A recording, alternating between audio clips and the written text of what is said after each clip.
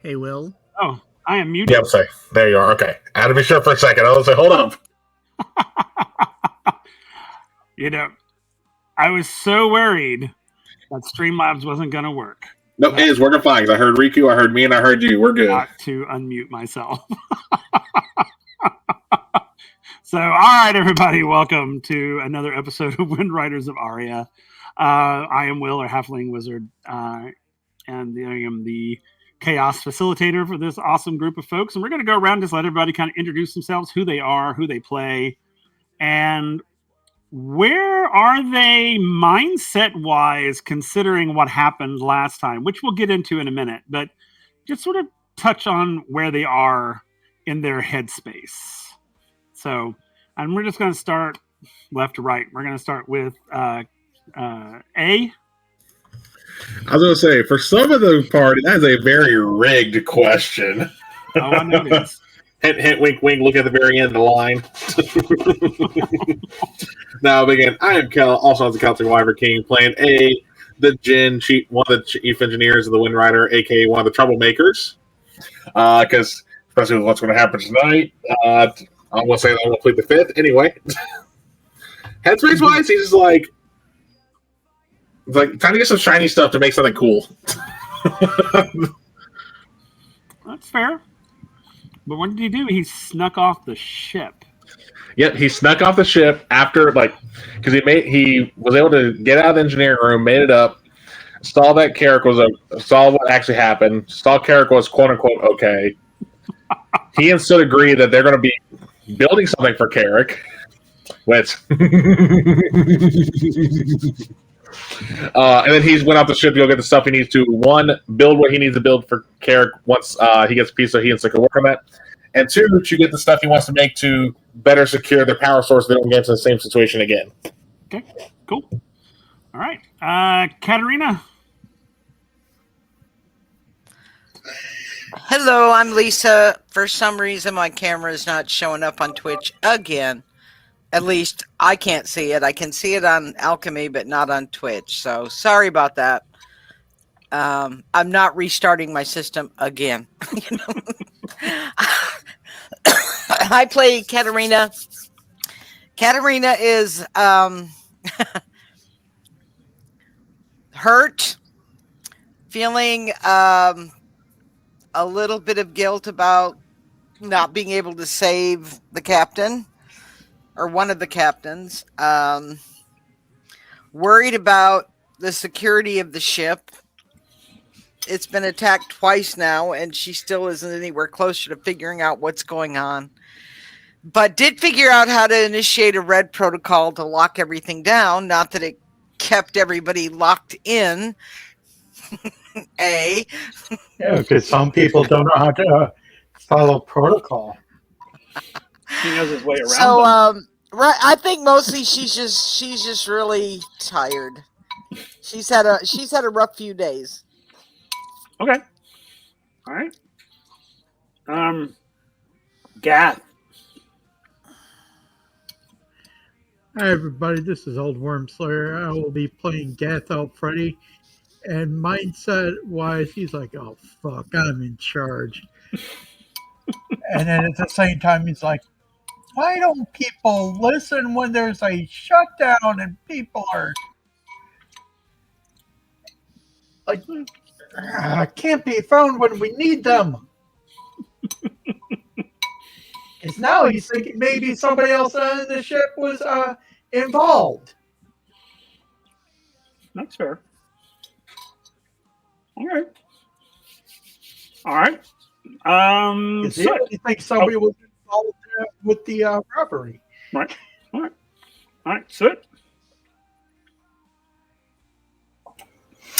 What's up, everybody? I'm Goose. I am playing Soot, the other quote-unquote troublemaker. Or inventor savant, maybe. Who knows? We'll see how this leg turns out. Soot he's very okay with the decisions that he's made, but he's kind of like rethinking things a little bit. Kind of like he's realizing that in some cases it is better to ask forgiveness than permission, and how close should you keep your quote unquote friends? What are you talking about? I don't know, the blown up lady in the bed. What are you talking about? The commandant is nothing but like forthcoming. I mean, just in case, he was 100% ready to kill her. I know. And that's what she respects you for. All right. My phone. So weird. All right. And of course, last but not least, Kedrick. Bringing up the last leg of this. Hello, I am Riku. I am playing Captain Kedrick, the captain of the WindRider, who is currently one leg less. Kedrick is in an interesting state where he is definitely still mentally reeling from not just the attack, but losing his leg. But feels like he has a new fire lit with all this, and now is more determined than ever to figure out what the hell just happened and who did it and how are we going to make them pay.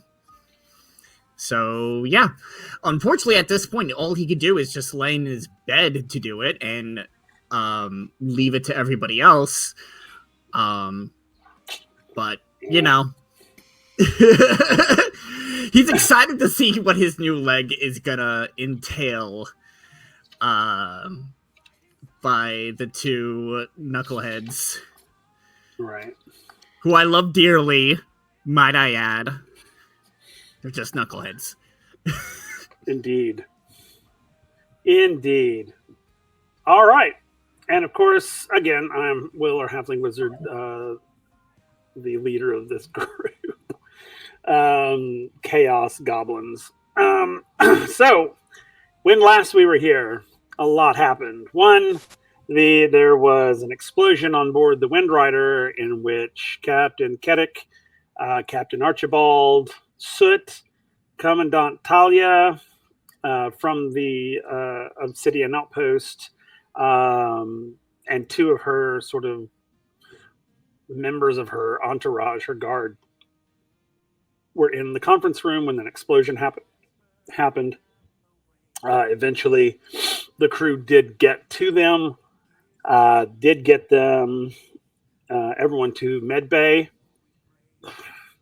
where eventually everyone was informed that Captain Kedrick lost his leg. They couldn't save it. Commandant Talia was in stable condition. Soot was in stable condition. He didn't take much of the brunt. Both of Commandant Talia's men were killed. And of course, unfortunately, in our first official loss to the crew, we lost Captain Archibald, who could not be saved. His injuries were just too great. So the doctor basically, Dr. Wellesley came in, of course, treated Katerina for her injuries, sent her to her quarters. Captain Kedrick is in Medbay, doing fine. He's doing very well. He's, we're managing pain at this point.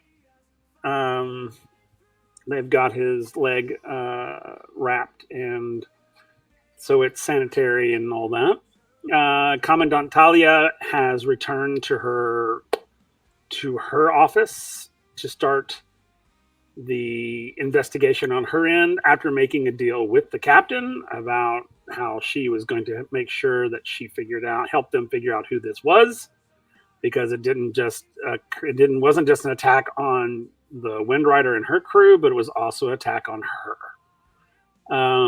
And that just really pissed her off. So she's going to go and start digging. So, of course, Lieutenant Commander Katerina put the red protocols in place and turned over security to Commander Nemitz, who will be joining you guys in Medbay here in a minute. As the sort of Dr. Wellesley is sort of just checking on everyone. Soot has been sent to his quarters to recoup. And of course, we all know A is AWOL. Of course, I don't think anyone knows that yet, because the only one that actually probably knows that is Soot, and he is basically on bed rest until further notice. So we will pick up basically where we left off. A has left the ship rather precariously as he slid down the side of the WindRider and fell into the back of a moving vehicle and basically was taken into town that way. Katerina, at this point, your injuries you've been basically bandaged up and given painkillers. And when I say painkillers, it's literally they'll give you a shot and it kind of just makes the pain go away. It's like a blocker, really. So you're able to function. So everyone's able to function, even with your scrapes and breaks and bruises and that. You still are sent to your quarters for rest, but at least the pain is not there. You're not trying to sleep through or rest through pain. So the doctor comes in and basically issues the orders. In a situation like this, his orders, you cannot override his orders in these particular moments. So the chief medical officer is like pulling rank and orders the Lieutenant Commander Katerina to her quarters. Where and he's going to basically go, and he's going to look at you, Katerina, and go to your quarters. You are confined to quarters until further notice. If you do not go to your quarters, I will have you escorted there.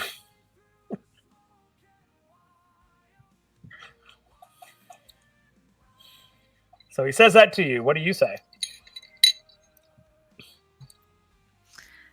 I'm like, don't worry, I'm going. Just take care of the captain. Captain's in good hands. You need to go and rest. I will. Okay. I'm gone. Okay. He's going to turn to Soot and say the exact same thing. He's going to be like, you are confined to quarters. You need to rest. You're less than everyone else. You have to take at least a day. That's totally fine. Just if A gets back, or we don't know he left, did we? You don't know that he actually left. Oh, if you see A, tell him not to say anything about the leg until he talks to me. Okay. I will pass that message on. Appreciate it. Mm-hmm. See you tomorrow. Okay. And of course, Gustav will go with you because he's there too. His drunk ass is carrying me. Yeah, absolutely. Well, that should be fun. Drunk Goose carrying Soot down the hallway. It's like, come with me, come with me, my friend. Throws you over his shoulder, basically. Oh, ow, okay. Whatever it looks like for a goose to fireman carry somebody. Yep, exactly. Exactly. And he'll take you to his quarters or y'all's quarters. At that point, Commander Nemitz comes in. He comes in the door. He looks, takes a deep breath. Right.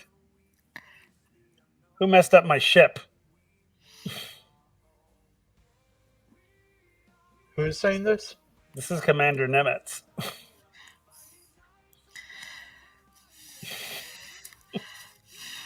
Last I checked, I was in command, not you. Yes, but I outrank you. So don't pull rank on me, young'un. I will follow the captain's orders, but don't pull rank on me. All right, Captain, what would you like? We are currently trying to figure out who is responsible, but the person who possessed the bomb is amongst the victims. Okay. I will. Red protocols will remain in place until we know we're completely clear of all danger.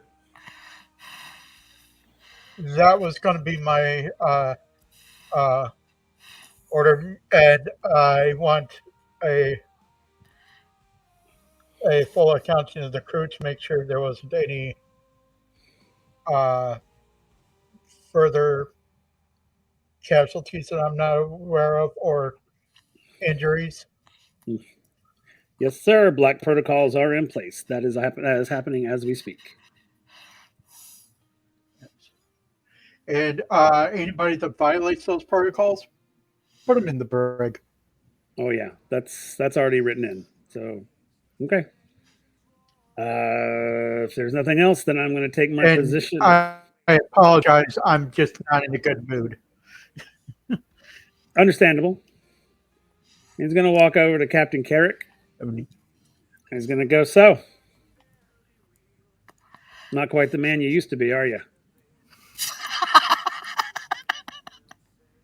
Don't worry. Don't worry. Don't worry. It's okay. He's going to put his hand on your shoulder. And he's like, don't worry. This adds character. You're going to have stories to tell one day. Keep your lip up. You're doing good. And he sort of taps you on the shoulder. He's like, all right, I got to get to work. The upper or lower? Do what? Which lip, the upper or lower lip? That's for you to decide. I don't judge anybody on which lip they put up. But he's gonna go. All right, I got to go to work. If you'll excuse me, sirs, and out he'll go. And he's got his security team, and they are sweeping the ship.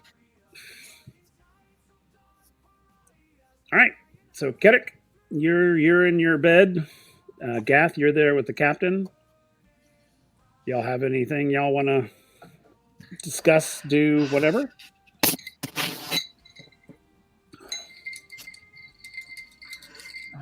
So how are we going to handle this situation other than what we already got in place? I mean, I feel like we've done all we can for now until more information is made relevant. We can easily act on things, but to be honest with you, with the little information we have on what happened, especially from my end, I don't know. So we have people on the job. We have people looking. We have people investigating. I'd say keep an ear out, keep your eyes open. Let's let them do our jobs. Let's step carefully. I'm going to do the best I can. It'd be nice if I knew where Aid was right about now, because he could be useful for get a full evaluation of the damage from the explosion. True. That would be nice. But we have other people that can also look into that. Don't worry too much on it. I'm sure whatever he's doing is important.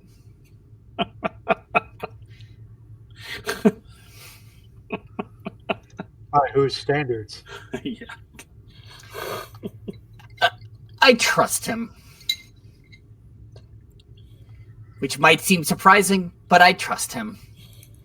Famous last words. And they At never this saw point in him time, again. with everything that's happened in the last 48 hours, I mean, the list of people I can trust is dwindling very quickly. Yeah, but keep in mind that he helped us. He did help us out of a pretty rough situation already. So, just because I he know. was, yeah. So I trust him. He saved us. He helped save us.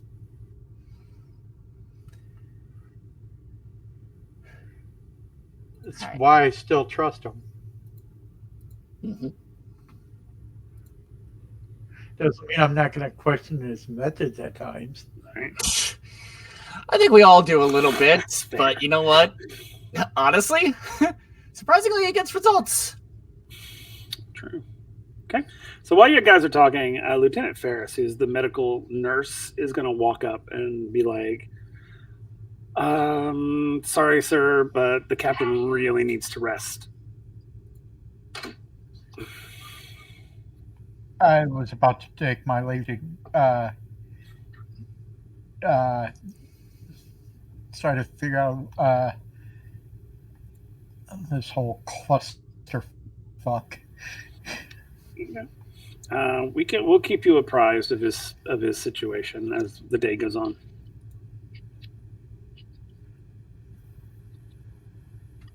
All right. And then she'll begin to redress the wound, sort of that sort of thing. Yeah. So, all right, Gath, where do you head? I'm gonna head to the command area to try to get a general look of the chaos that has ensued. Okay. So you're going to head up to the command deck. Yes. Okay, cool. All right. So Gath goes, so that just leaves Kedrick, you in the med bay. And Dr. Wellesley will come to you and he'll be like, he'll put his hand on your arm and he'll be like, "Don't worry, Captain. You won't be in here for very long. You know, medicine has advanced quite a bit. We'll have you out and back on the bridge in no time until we can get you a prosthetic. But you'll still be able to move about and you could assume command again, like at the end of the day if you wanted to." I appreciate that, and thank you for all of your hard work. I think at least to help process and get my mind at ease with all this, I'll wait till tomorrow to take command again and use tonight to rest both my body and my mind. Very well. Nurse Ferris will give you a sedative to help you sleep. And giving me the good shit. Yep. And then she'll come over and she'll give you a shot of a sort of greenish, like a purplish liquid. And she'll go, "Okay, Captain, if you'll count back from 10 for me." 10. And you're out. That's like it was that quick. All right. So as the WindRider is being basically from bow to stern with Nimitz and his crew and his security crew basically sweeping every single deck to make sure, one, there are no other saboteurs on board, making sure that all crew is accounted for, and checking for any other damages, things of that nature that may have been caused by the explosion that no one knows about yet. Like conduit explosions, that sort of thing. So he's doing that. Katarina's in her quarters. Soot is and Gustav are in their quarters.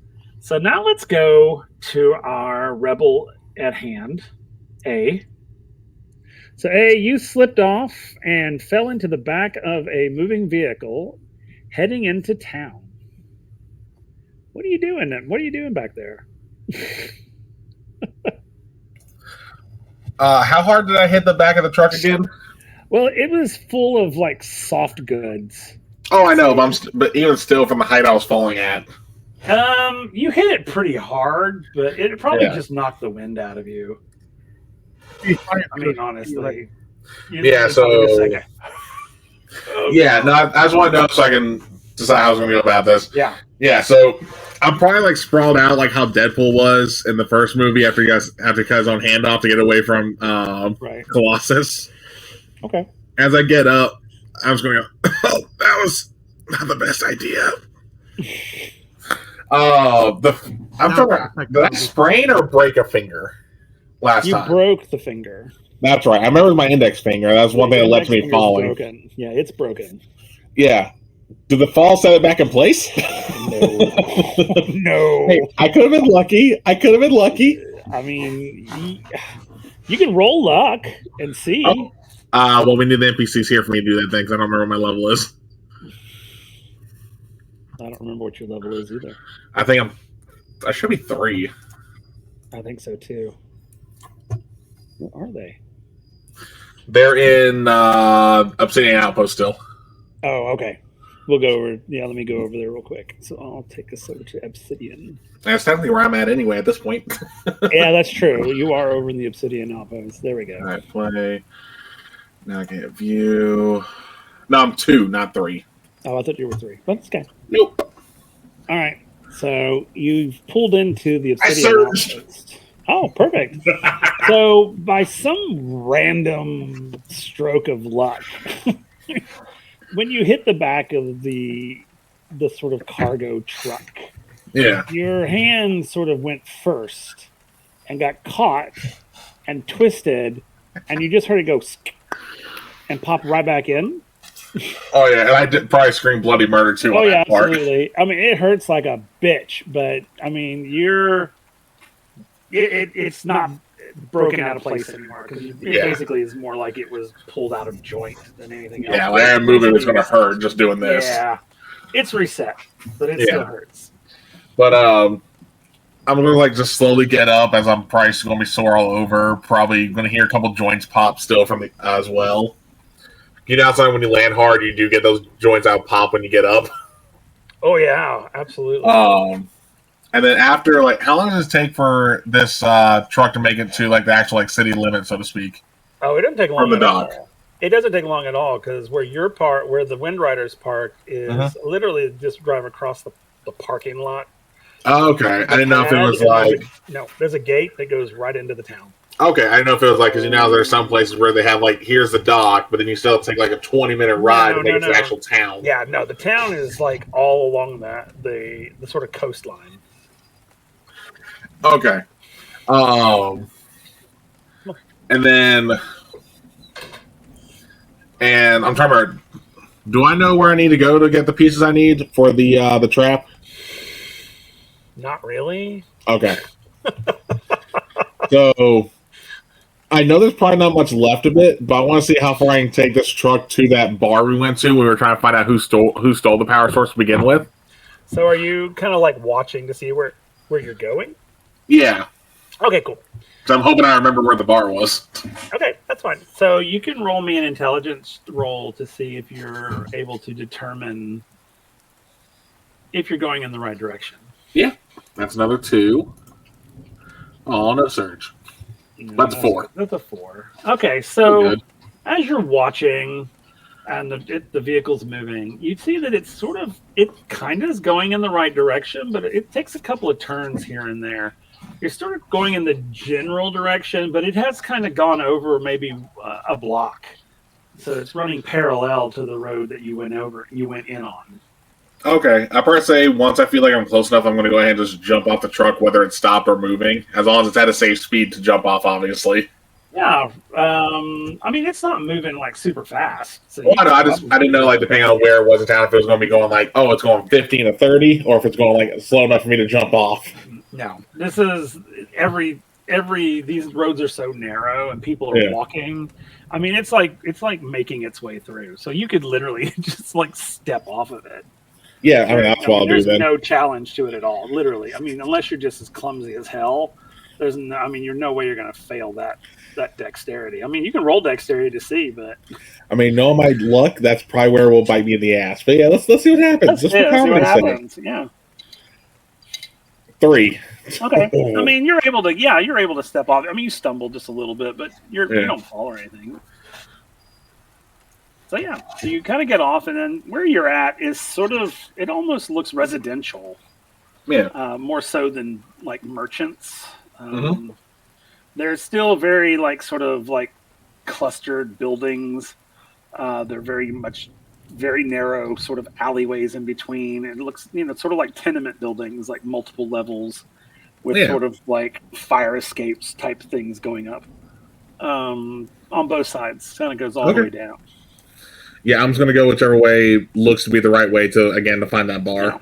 Yeah. You have to go, if you're looking down, you can go to your right. So if you go down one of those alleyways, you'll probably end up on the road that you need to be on. Okay. And also, out of curiosity, how long has it been since I was in this bar? Like since we blew up the ship and then made it back to At ours? least a day. At least a day. Maybe not even a full day, but it's getting close because it exploded and then it was the nighttime happened. And you're in early morning at this point. So this is like, if we hadn't, it would be like 10 o'clock in the morning. So part of that bar is probably still smoldering. Got it. Oh, yeah. Oh, no, it is. It's still smoldering. That whole part of the town is still smoldering. Yeah. So you can, when you get off when you pull into that part of the town, you can smell the burning. And there is a sort of unnatural haze on this part of town, which is actually the smoke from the smolder, because it is raining, and so it's that when water hits it, that white smoke, it just sort of carries itself, and you can smell it. It's all over you. You smell like burning wood. So yeah, that's what it is. So yeah, if you go down the alleyway, you'll cross right to the street where the bar was. Or what's left of it anyway. You're just down from it, so it's a little bit of a walk. You have to walk down the sidewalk to get to it. Okay, as I'm walking down though, I do want to have A be more vigilant because it wasn't too long he was here, and after he left the bar, then the explosion happened. So people might put 2 and 2 together. Okay, so you're trying to be stealthy, or not trying to be stealthy, just being vigilant, like because there's nothing to 100% point that he was the one that caused the explosion. Right. But there could be some people out there that might put 2 and 2 together. So he's being vigilant of whoever is probably being more attentive to him, like anyone who may be watching stuff like that. So you're being extra like observant. Yeah, pretty much. Like I'm still walking casually, but just doing the whole like just looking, being like, oh crap, like stuff like that. Okay. Making it seem like I'm trying to see what happened. Okay. Yeah, you can do that. You can roll me a survival. Okay, that is a 1, so this is probably not going to go well. No, okay, it was a 4. Not bad. Actually, yeah. Okay, so as you're sort of walking, you're keeping your eyes peeled. Yeah. To see if you see anybody that you might recognize or you think might recognize you. As you're walking down the sidewalk, it's pretty busy. Mm-hmm. It's more along the lines of people are just rushing back and forth. Yeah, so trying to clear debris. They're still trying to figure out what's going on. Still trying to put fires out. There's still fires burning. So it doesn't look like anyone is really paying attention to you. Cool. Because I know, like, when we got to the bar, this was a more seedy part of town, so I'm pretty sure what I need is going to be around this area. Like, there's going to be, like, maybe I'll find the entrance to the black market, so to speak. That's fair. You could certainly ask. Actually, I want to look for that bartender who wouldn't give me information before. Okay. I don't remember if we named him or not. We didn't. Okay. Yeah, I'm looking for him to see if he, 1, survived, and then 2, to see if I can loosen his lips this time. Okay. So as you approach the bar, the Rusted Anchor, you notice, 1, there's not much left of it. Yeah. Because, I mean, the fire, what the explosion didn't take care of, the fire did. Oh, yeah. So you see people sort of like sifting through. You can do an intelligence roll to see if you spot the guy. Yeah. 4. There's a large crowd. You're going to have to get closer.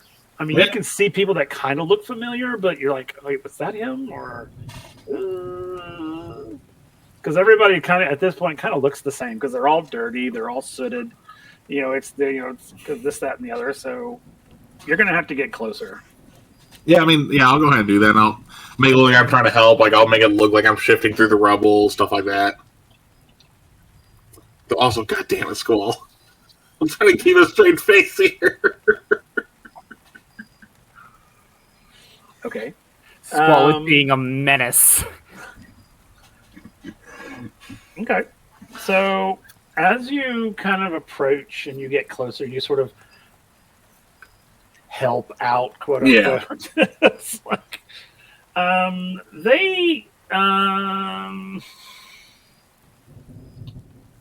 they're very thankful for the help.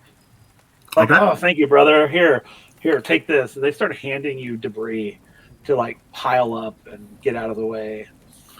Okay. So as you kind of get closer, you can roll me another intelligence.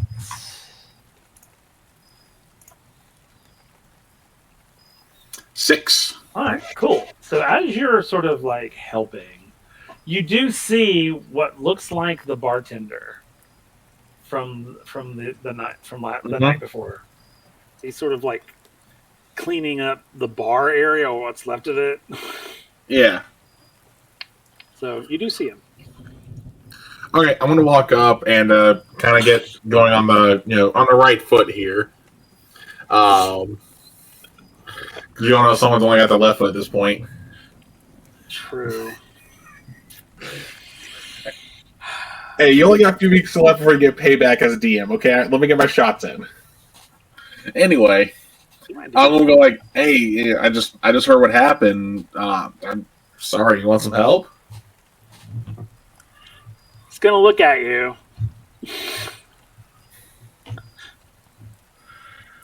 And let's see.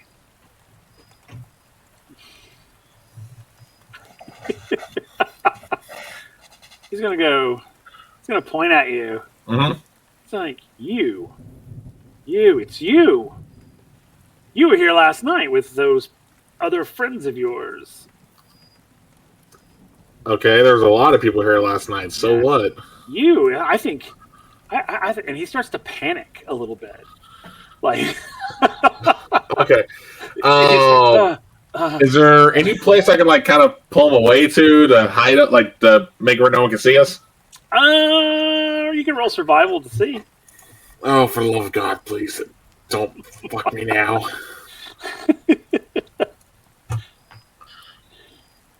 3?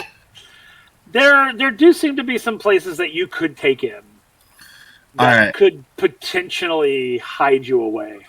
So I want to attempt to drag him over there, hand over mouth. Oh, okay. Roll strength for me. Oh.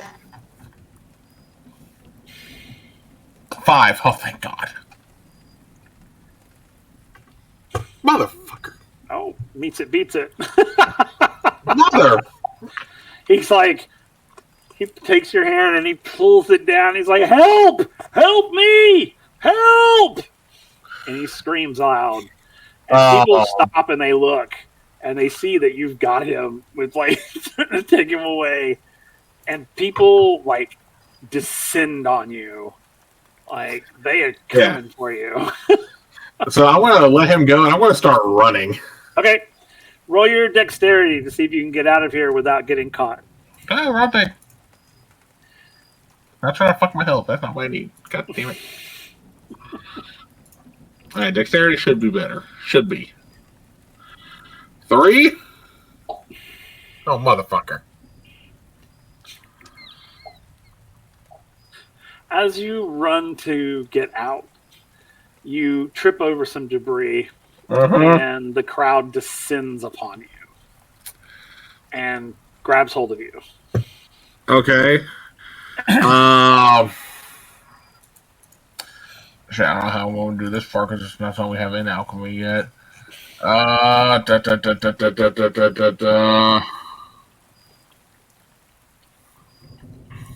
this kind of feel like that same moment when he used magic during the course where it's kind of like life or death? Is how I'm viewing it. Right. You know, where his magic, because he never like casting it and it's more like it goes on instinct. Right. I gotta get my copy of the PDF so I can find the spell. I was gonna say, what do you remember what school? I'm trying to remember what spells I gave him on Foundry because he only had a few spells. Oh, right. I don't know. Hold on. I'm pretty sure I gave him quicksand, but I don't know if it was that or if I wanted, or if it was. I think he had quicksand, XLD. So I know he had toxic, but I ain't using toxic. Yeah. I ain't that mean. Said against my teammates apparently. Oh, I got my PDF here. I'm going down the spells. I gotta scroll all the way down. Because texture. Because I know we're not technically in like combat or anything, where number of actions is a thing. But yeah, so I think like instinctively he is going to probably cast like either excel on himself or decel on them. Okay. I don't know how you want to flavor how that would work. Here, let me see real quick. Let me see if I can. Yeah, because it's going to be contested intelligence rolls either way for. Like if I do the decel part, I just don't know how you want to like flavor this because the fact that it's like, we're not in combat, so we're not really counting for number of actions you can take.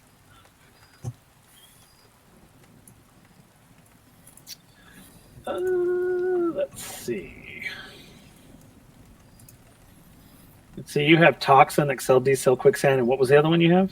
Chill? I think the other one. No, I never took chill. I'm pretty sure it was Ember. Oh, no, you have Chill. I'm looking at your shit now and found Okay, I never had chill. Okay. Yeah, you have Toxin, Excel, Decel, Quicksand, and Chill. Okay. Is there a way to put a note on here? No, there isn't. Okay, yeah, but I think I'll still do the try and do because again he hates using magic. He feels it's like a shortcut and stuff.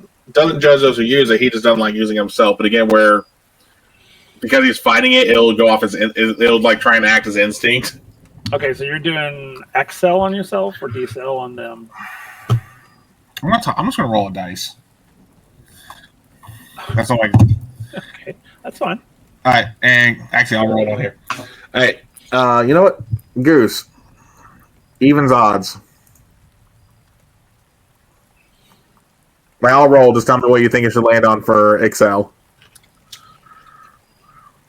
Odds for Excel. Odds for Excel. Okay. Even, so I'm casting decel on them. Okay. Which means contested intelligence roll. Yep. It worked! Oh, good. Jesus! Yeah. Okay.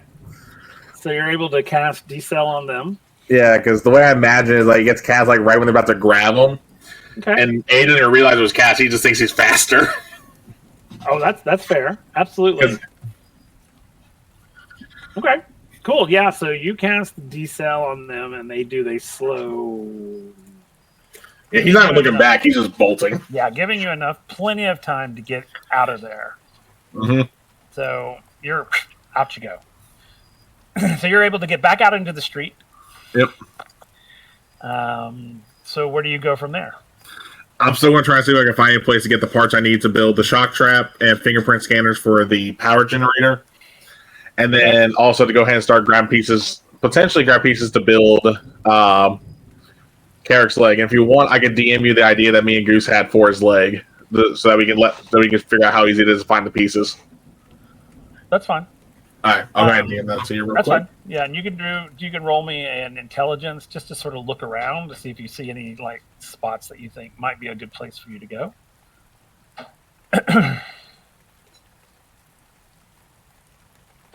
Nope. Where you're currently at, you don't see anything. I mean, you're zigzagging out of this area. So, but if you continue down like deeper into the town, I'll have you roll again here in just a second. Once you get far enough away from that area. So cool. So while you're doing that, let's go back to the ship. So back on the ship, Commander Nemeth is on the bridge in the security position. He is coordinating sort of all of his teams from the bridge, and he's literally like has a diagram of the ship, and as a clear of a basically clear level, he marks it off the map as they're coming and going. He has set up that's what the black protocols are, which is basically searching the ship level to level. He has made the bridge for authorized personnel only, meaning, the captain / acting captain himself and one or two others. But for the most part, the bridge is completely shut off to anybody else. All entrances and exits are sealed. He even, luckily for Commander Nemeth, I say lucky for but he's going to have a hard time getting back in, because he basically shuffled all of the passwords on all of the access points. So nobody has the current passwords except himself. Until Reddit protocols are raised, no one will have those codes except him. And you have to get special permission for any type of thing. If you're going to go from one section of the ship to the other, it is now considered a security risk, and only he can authorize basically traveling between sections of the ship for non-essential purposes. So, Gath, when you come to the command deck, you will see that it is running like a smooth-oiled machine.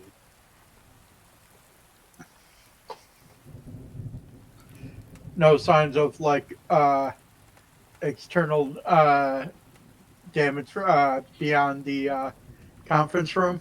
No, sir, there is not. So far, so good. We have no internal damage outside of the conference room, and the damage that was caused when we got here, or right before we got here. So far, but they've only checked 6 decks, and they're still working their way down. But the 6 decks where they've checked is probably the decks that would have been affected by the explosion more so than the ones below. So Commander Nemeth is very hopeful that he's very positive on the fact that there's probably no other damage. And they have not discovered any other devices. They have not discovered any people that don't belong. And so far, all crew are accounted for on the 6 decks that they've been on.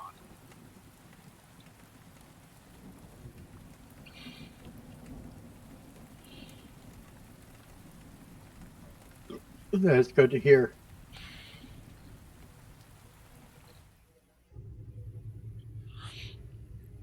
So everything's moving according to plan. All right.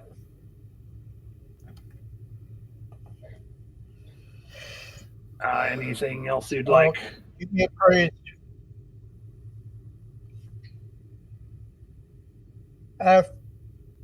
Everything seems to be well handled. Unless Commander Nemeth prevents me, I'm going to return to my section of the ship to make sure everything is handled there.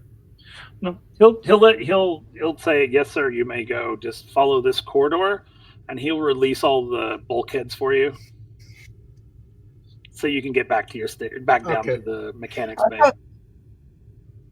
Quick, out of character thing. I thought me and Nemeth were the same rank. You are, but he's a veteran. So he technically outranks you from Ah. experience.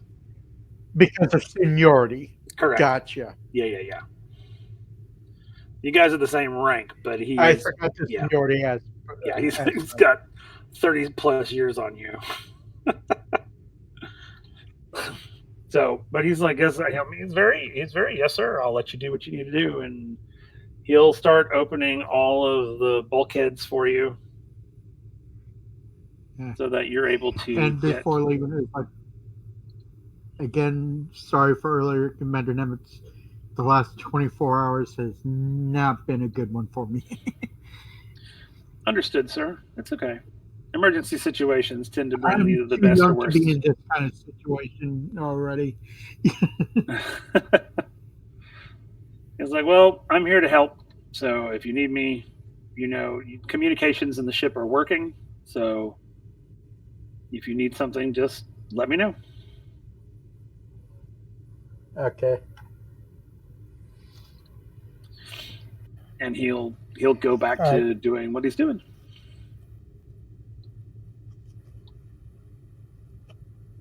All right, I'm going to go back to where I belong. Okay. All right. So Soot, you're in your quarters, or yours in Gustav's quarters. And while you're there and you're sort of relaxing, you're going to hear a knock on the door. A very strong knock on the door. It's going to be kind of sing-songy. Yes, come in. Door will open, and there you'll see a security guard standing there. And he's like, "Sorry, sir, we're checking to make sure that all personnel are accounted for. Commander Nimitz orders." Well, to my knowledge, it's just supposed to be me and the goose. And it's me and the goose. Yeah, Gustav is like passed out on the bed. He's going to be like, "Okay, do you mind if I look around?" Oh, be my guest. And he's going to kind of like curl up inside his pot. His pot. Okay, so the security guard kind of comes through and sweeps the room, goes back to the door, and he says, "Thank you, sir. Sorry for the inconvenience." And then, not at all. Just pull it shut on your way out. Okay, and he'll close the door on his way out. So as the security teams continue, Captain Keddick, roll me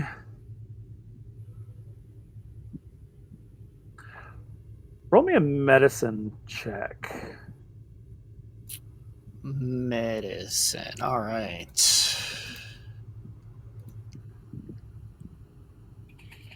Five. Go. So, as you are in a medicated state,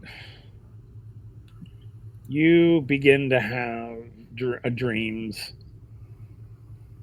You start to relive the moments leading up to the explosion. You see images of you and Captain Archibald and Soot and Talia and her two people, and there's like laughing, and you're like doing business, but people are in good spirits, and you begin to remember little details that you couldn't remember prior. You remember the moment that one of Talia's men stood up and like was holding his stomach like he was getting ill. Mm-hmm. And began to foam at the mouth. And then black. It goes black. And you wake up in a cold sweat. Probably crying out. You find Nurse Ferris right next to your bed, like, "Captain, are you okay? Are you okay?" And she's checking your vitals, and I think I'm fine. Just nightmare.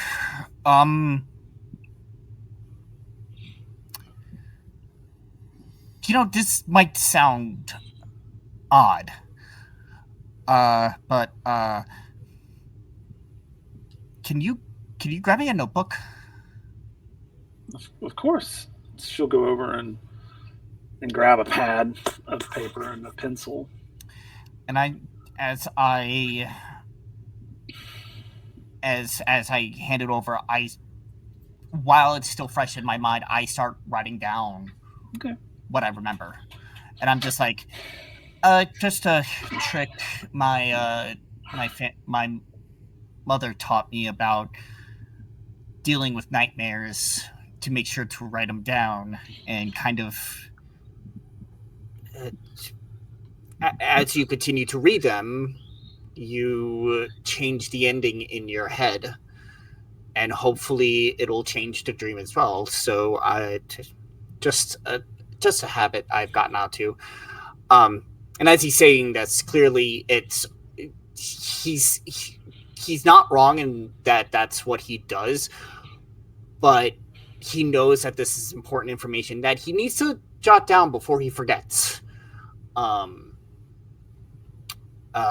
And once I've had a good night's sleep, this is something I'm going to be asking about.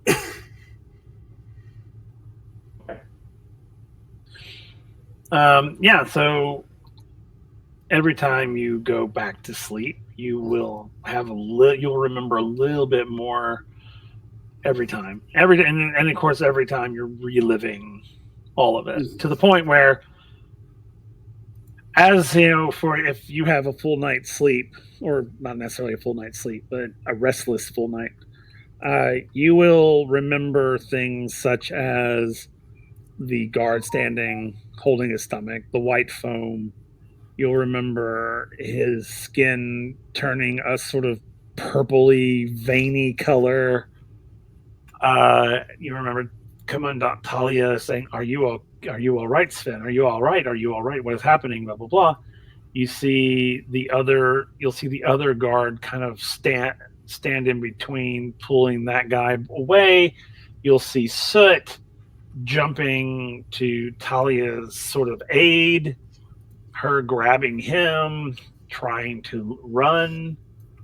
You feel hands on you from Captain Archibald pulling you out. And then you remember the flash, the loud bang. And you remember, the one thing you remember is Captain Archibald putting himself between you and the explosion, which is why you only lost a leg and he lost his life. So he did it to protect you. And then the next thing you remember is Lieutenant Commander Katerina and Gath being inside, kind of getting you up and trying to help you. And then you remember being in the med bay. So you will have this. I mean, it would have been like traumatic dreams all night long. You would probably woken up either screaming or in pain or something sort of traumatic. I think at some point in Kadek's head, as each time he goes to go back to sleep, it's almost like harder and harder for him to do so. He knows he needs to, because he knows as he does dream, he's going to remember more and more, and that's going to help us out in the long run. But reliving it and feeling those emotions, feeling that pain again is, I'm fairly certain the doctor can tell, even in his face, that each time he wakes up, he can tell this in more distress and more. It's wearing on him as he does this more. Right. Okay. Absolutely. And unfortunately, they can't give you any more sedative. So they're trying sort of like herbal remedies and things of that, like teas and that sort of thing. That does help. But yeah, they can't give you any more medication because they don't want you to they don't want you to die. Yeah. They don't want you to OD. So Nurse Ferris will sit with you all night while you're there and having your dreams. But going back, so Gath, you've gone down to the mechanical bays. Once you get down there, you'll see your crew is there. They're still there. They never left their posts. Lieutenant Adder's there, but he's been basically in command down there while you've been away, keeping things running. He's been coordinating with Lieutenant Zaan over in the wheeled vehicles, just making sure everything's copacetic and there are no damages, no anything of that nature. So yeah, so you get down there, he's pretty much he's got it running smooth.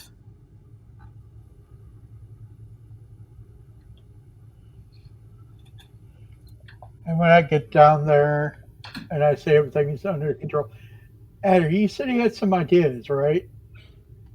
Oh, I always have ideas, sir. Do you have any ideas of measures that we can implement to help prevent another incident like today? I'm pretty sure I could come up with some ideas, sir. Please do so. Yes, sir. Give me an hour. I'll have something ready for you. And he goes and he sits at his desk and he starts pulling out pen, paper, pencils. I mean, he's pulling out all the implements and starting to draw and create schematics. And he's pulling from his drawer of things that he's done. So he's working. Captain Kedrick, while you're in medbay, you will hear the comms go off at some point. You're groggy. You'll hear Dr. Wellesley talking what sounds like Commander Nemet's voice, talking to the doctor, asking if he can speak to you. And he says, no, he's sort of out, and he's like, okay. He's like, I just needed to make sure that he has everything in place so that we don't have to circumvent anything that he has in place. So if he's put any orders, like executive orders in place, he's got to be able to know those. So, but Dr. Wellesley's like, he's drugged out. He's in and out. So you're on your own on this one. And then he's going to be like, okay, I need to know if I can pull people out of bed rest. And he's like, well, and then he goes, well, you really should. And then Commander Nemes is like, look, Doc, we both know I can overrule you. Do we really want to go there? And the doctor's like, okay. He's like, I just need a couple of people. That's it. And he's like, who do you need? He's like, I want to bring Lieutenant Commander Katerina out of bed rest, and I want to bring Soot out of bed rest. He's like, well, Soot, okay, but Katerina is really, she's going to have to suck it up because I need her on the bridge. I need her on my team. And he's good. Kedrick very groggily will, hearing that, will just go, I'm sure the adrenaline will help her get through it. She'll be happy to be off of bed rest. Nurse Ferris, can you control the captain, please? And she'll go, now, Captain. I'll be right back. Rest. You're good. Rest. And eventually, Dr. Wellesley, he will relent. He'll be like, fine. He's like, but if anything happens to them, it's on your head. He's like, nothing's going to happen to them. I'm not sending them out to fight somebody. I just need some help on the ship. God, you doctors are so dramatic. and then he'll just click up and he'll hang up. And like literally a minute after he hangs up with Dr. Wellesley, Katerina, you'll hear a bang on your door. Yes. Come. Door opens.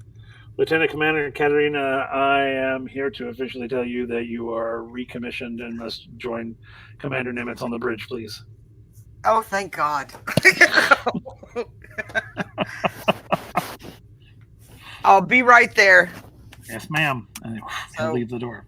Getting up, gingerly getting dressed, and putting shoes on. Good. Good job. Put those shoes on. Soot, you'll hear a bang on the door.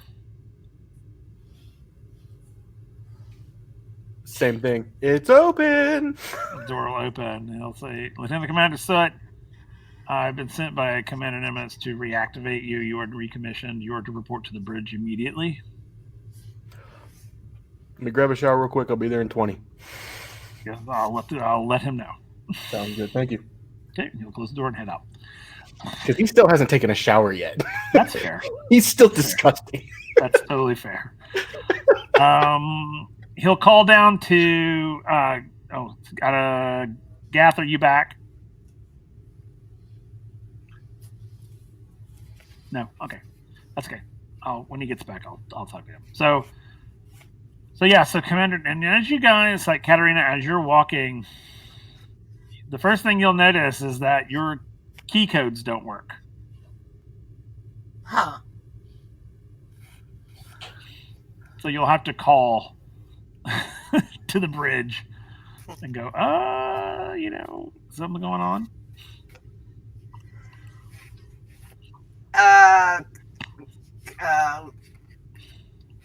Bridge?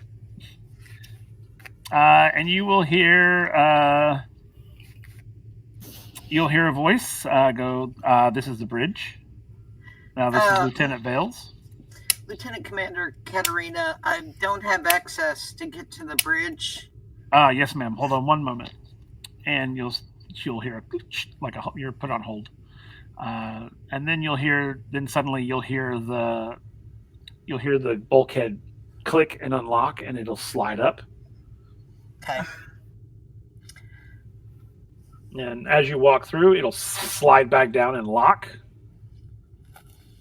And you'll have to literally call every time you get somewhere, you'll have to call and say, I'm here, release. Yeah. Basically. So eventually you will make it to the command deck. When you walk onto the bridge, you will see that it is like crazy busy. It's like people are just going and moving and shaking, and you see Commander Nimitz standing sort of in the middle of the bridge, and he's pulled a sort of table, and he's got a map of the WindRider, and he's like looking over it, and he's like talking into the comms and you can hear him saying, okay, deck so and so clear, move on to deck this and that, as he's coordinating the searches.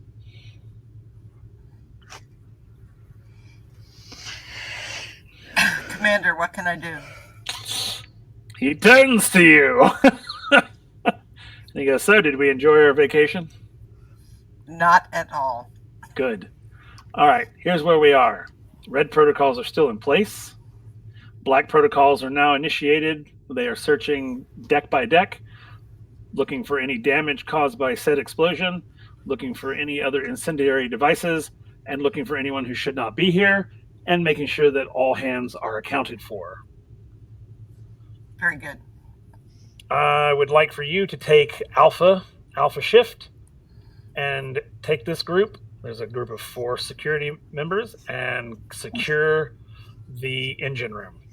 We cannot seem to get in touch with Lieutenant Commander A, so we need you to go down and see if everything's okay. Yes, sir. And make sure that the engine room is secured. Yes, sir. Okay. And you'll say you are dismissed. And your crew, the Alpha crew is there waiting for you, waiting for your orders. Let's go. Yes, ma'am. And they go. And then Nimitz will say, oh, arm yourselves.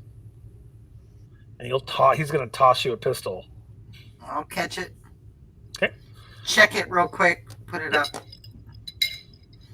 Okay, and off you go. Soot, you get to the bridge. Same thing. You see Commander Nimitz sort of in the center there, doing what he was doing. So you come on the bridge. I'm assuming he's not looking down, so I'm just going to walk up and tap him on the knee. Mm-hmm. You go, Soot. Good. Glad you made it. I need you to tell me what you know about the whereabouts of A. Oh, he's not with you? No. Do you see him? I have not seen him. Not since we were all in the med bay. Did he say anything to you? Last thing he said to me was, "I've got a cool idea for a leg."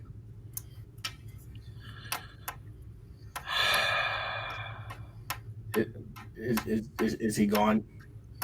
Well, we can't seem to find him. So I'm going to assume that he is not on board or he's dead. And I would think he's probably going to hope he's dead. We really should put a bell on him. Yeah, or chuck him off the ship for good. So, you know this man better than anyone. I mean, I built a few things with him. Yeah.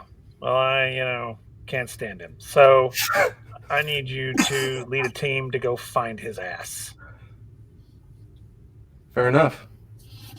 So I guess we're assuming that he's off ship and hoping alive?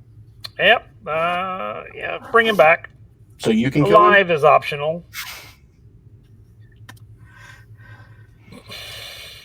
Fair enough. Yeah, Nimitz. He's a dick. I kind of like the guy. I can't lie. I don't hate him. Throwing on me. So he's going to tell you to lead a team.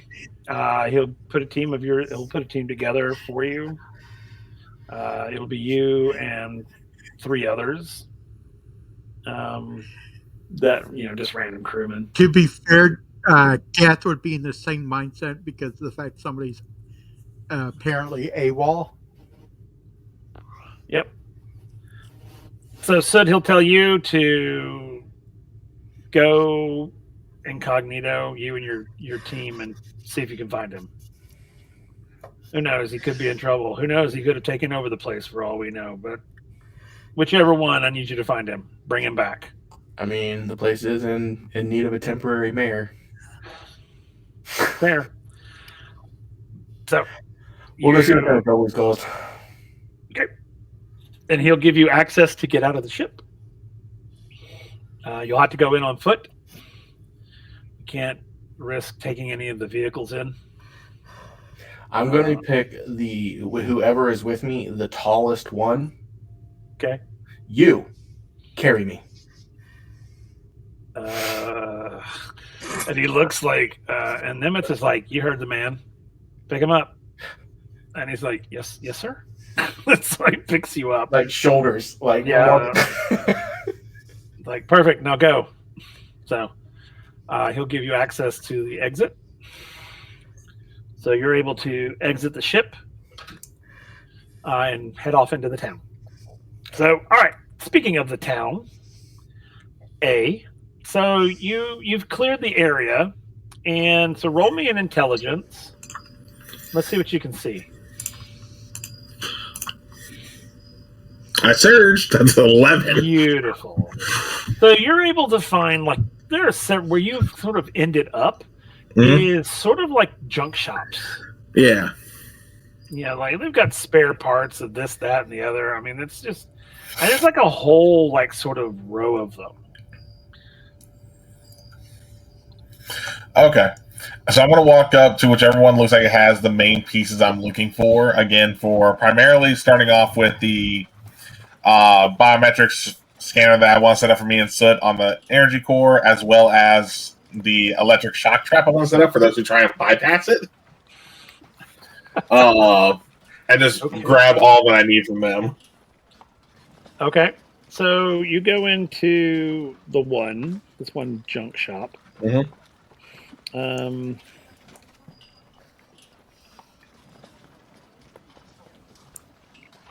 and inside, it's what's that? This one's called, I don't know. Rust and Relics. Okay. So you go inside this one, and in here is mostly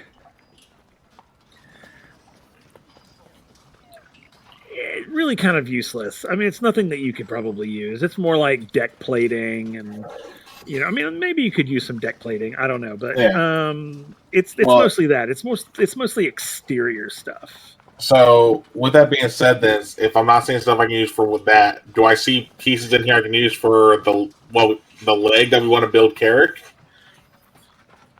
Because we could probably use that exterior plating for like the actual exterior of the leg. You could. I mean, you could. Yeah, there's like. Because you saw the DM, right? With the Yeah, I saw. Okay. I was just looking at it. Yeah, so you could probably. Yeah, you could probably find some plate metal. Okay. That would work. Some small sheets of plate metal. Would I find some of the other components I need for the list I sent you, or Not just here. or just okay? This is just probably just your exterior sort of surfacing. Okay, and maybe some wires too. Possibly. Yeah, you might find a little bit of wire stuff, but you're not going to find any like the other items that you're looking the key for. components. Yeah. Yeah, you're not going to find those here. Okay.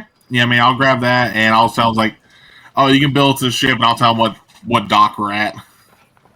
Okay, cool. So you go on to the next. Yep. Cool. So you come to a rather.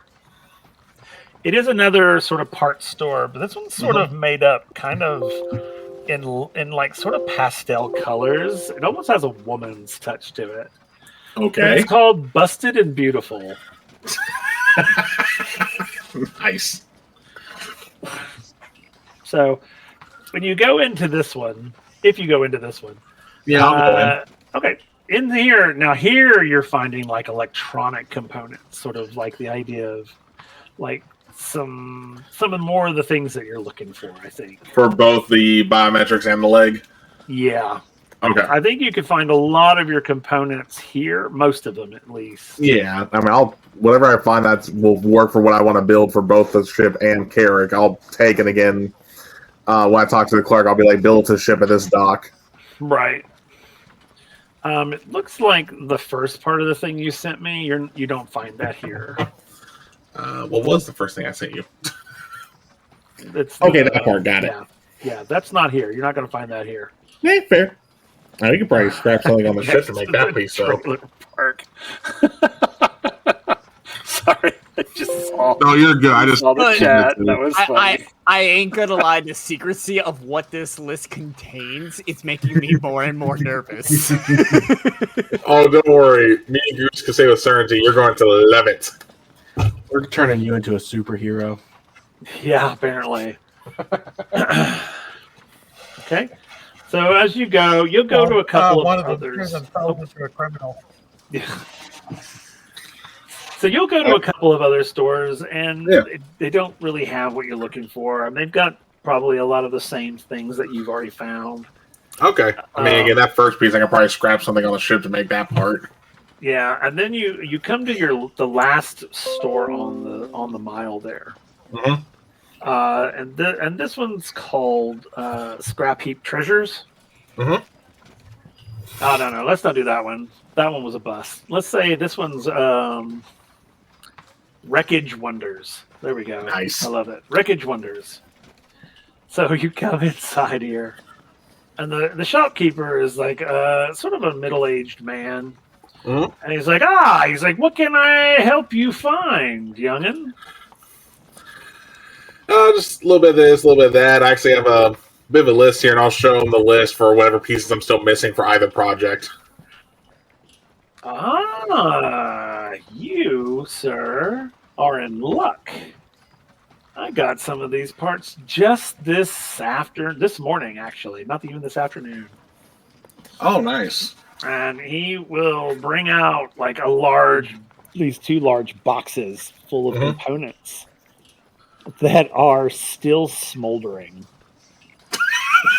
This came from the ship we sunk, didn't it? Hey, I don't know where it came from. I just. No, I'm asking above the table. I'm asking thing. that. He's like, No, I'll say I'm asking that above the table, like out of character. Oh, okay, because he's like, oh, I don't know. I found him on my doorstep. We said so smoldering that made me think of the ship we blew Every up. single piece still has a Talon logo on it. It does a lot of, and you can see where like logos have been scratched off. Like, I mean, hey, ain't gonna care because technically, if you go off hunting rules, you keep what you kill.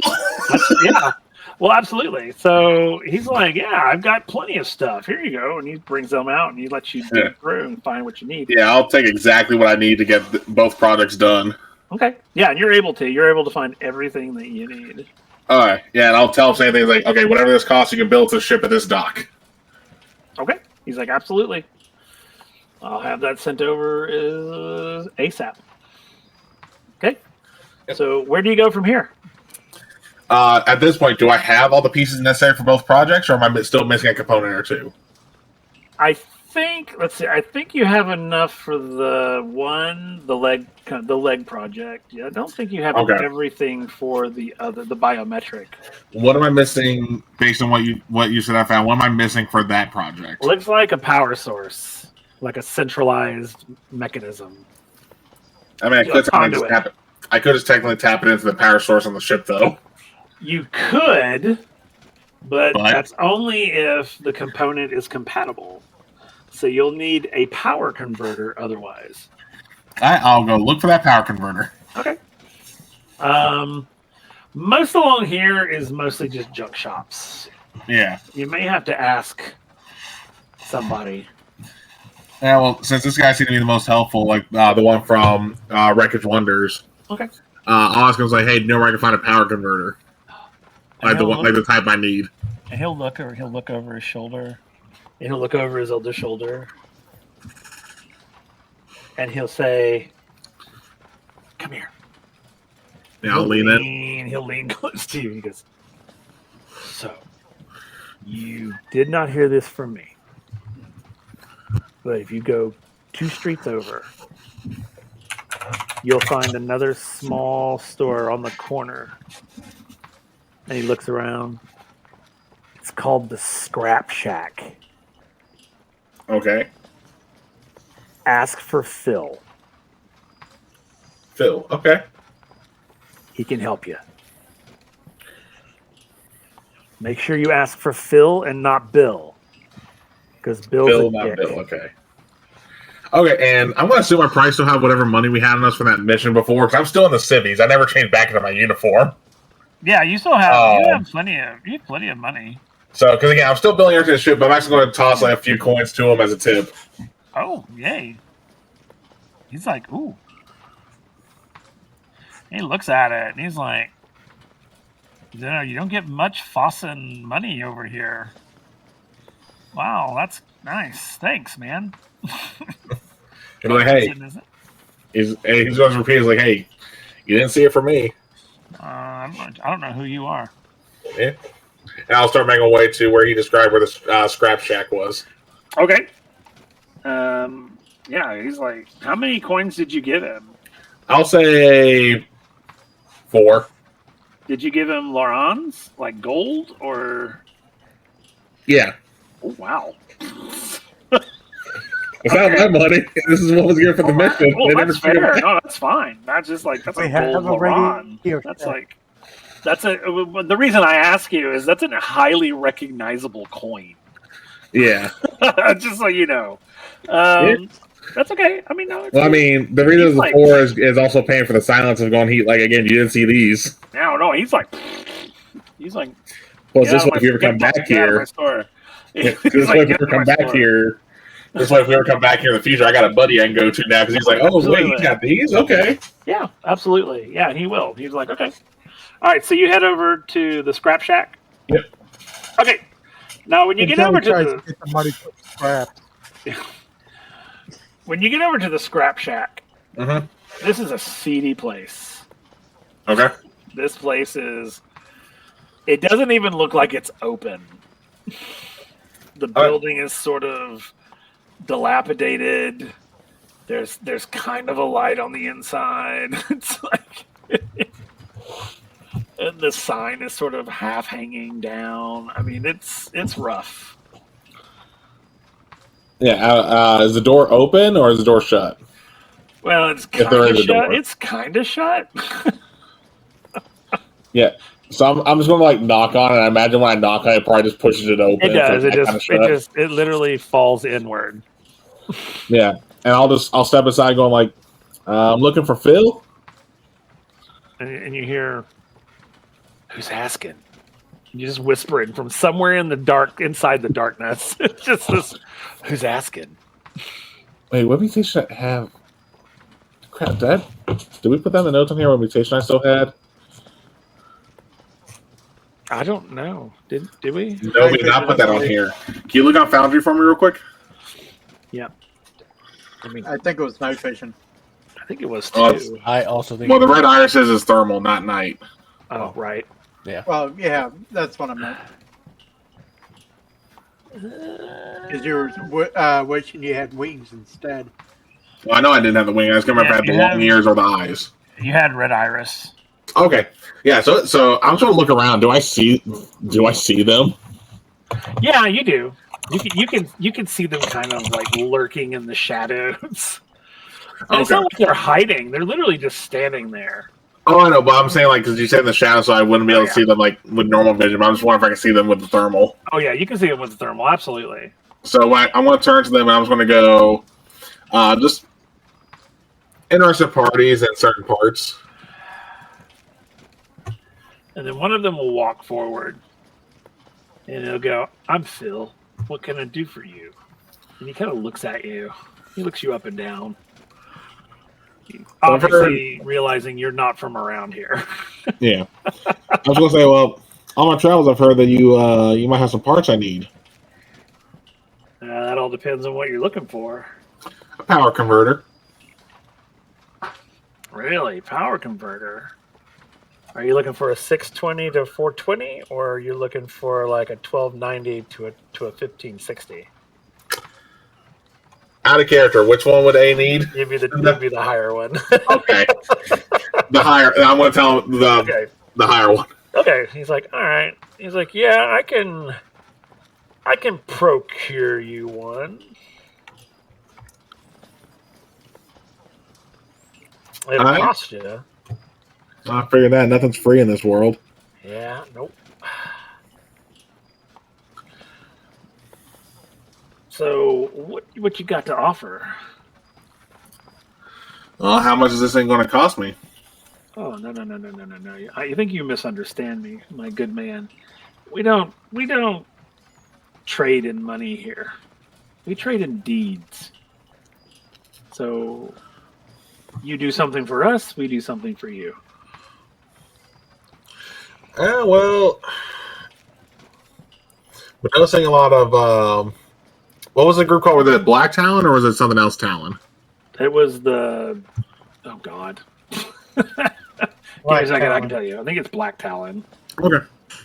Like, I've got it in my notes. Give me a second. But you keep doing your thing. Yeah. Well, it'll be like I'll just go off Black Talon and we can change the name if it was a different name. It's going like we're seeing a lot of Black Talon around here. I'm pretty sure they ain't good for business. Yeah. They're not really. And he kind of stops before he says anything. Yeah. And he's like, so you didn't hear what happened to them? Like, I didn't just hear, I saw. He's like, yeah, the Black Talon, they're not doing anything. They're yesterday's news. You're welcome. Oh. So you're saying you're responsible for that? Yeah, maybe not. You know, there's a bounty out for those who caused that disaster. Yeah, but like I said, I'm pretty sure they caused you trouble before. Do you really want them back causing more trouble? Oh, hey, I'm a businessman. So I can do business with anybody. You got to remember, I don't care about bounties. I don't care what you've done and what you haven't done.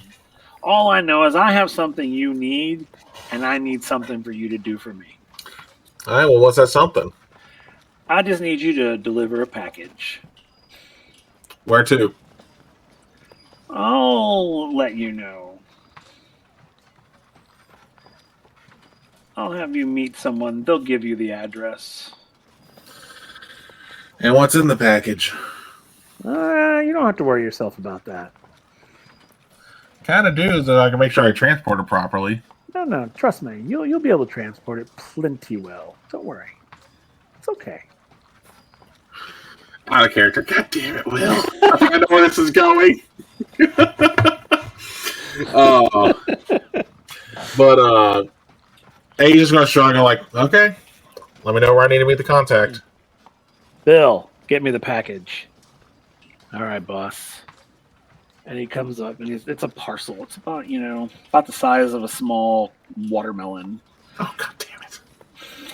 And it's sort of wrapped in sort of what looks like brown paper and twine, and it has a wax seal on it. Mm-hmm. And he's like, take this to the corner of Easton and 4th, and you're going to meet a gentleman there wearing a tall hat. He'll tell you where to take it. Okay. Once the delivery is made, then I will have your converter sent to your ship. It's that big fancy one up on the main pad, right? Mm-hmm. All right. I'll wait to hear. All right, I'll take the package and I'll start heading to Easton and 4th. Okie doke. All right, so Soot, you and your team have come into town. Where do you go? Easton and 4th.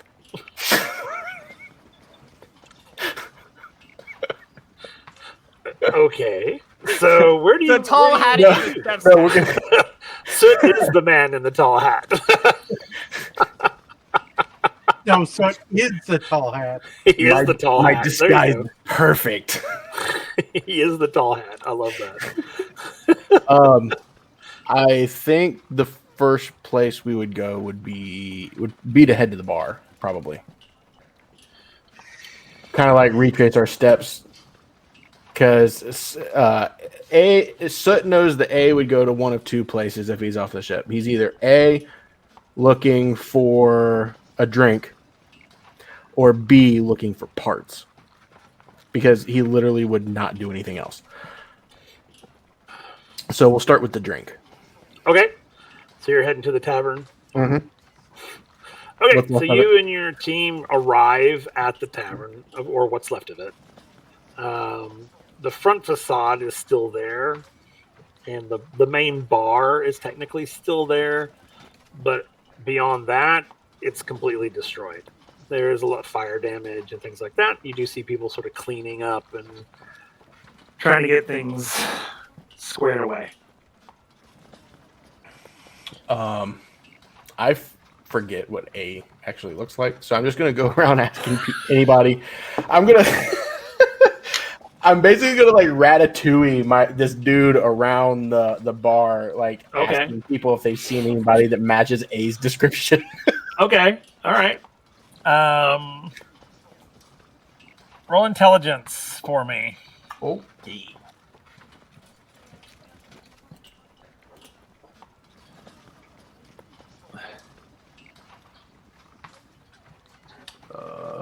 I may not have you. Hold on. Let me go back to the Obsidian Outpost. That's where you are. Well, actually, I can just pull you in. Never mind. Here, let me do this real quick. You can just roll from here. Oh, no, I think I have you in there. Do I have you in there? Oh, there you are. I haven't pulled you in. There. You should see your NPC there in the Raven's Reach. Yeah. Did you see it? Yes. Okay. There, that's what I want. Okay.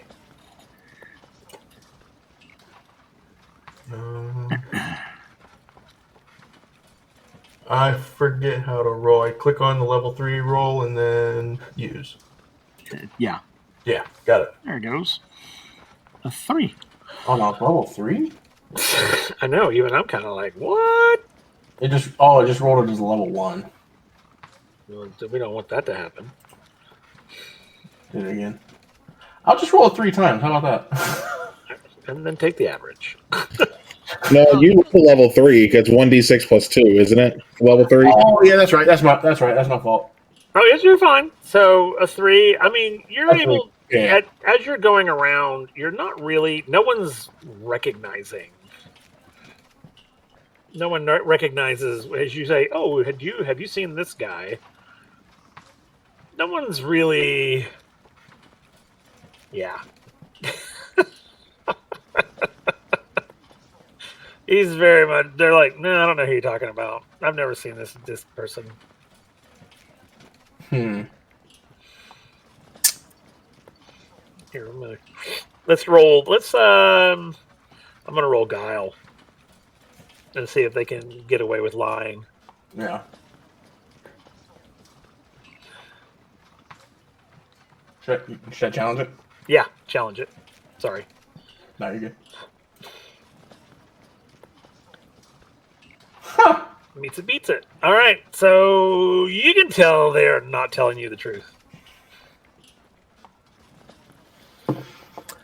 Listen here, and I'm gonna take the dude's hair and like force him forward.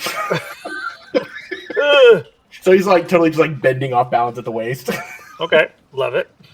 You're gonna point me in the direction of my friend, or I'm gonna have this friend here kick your ass.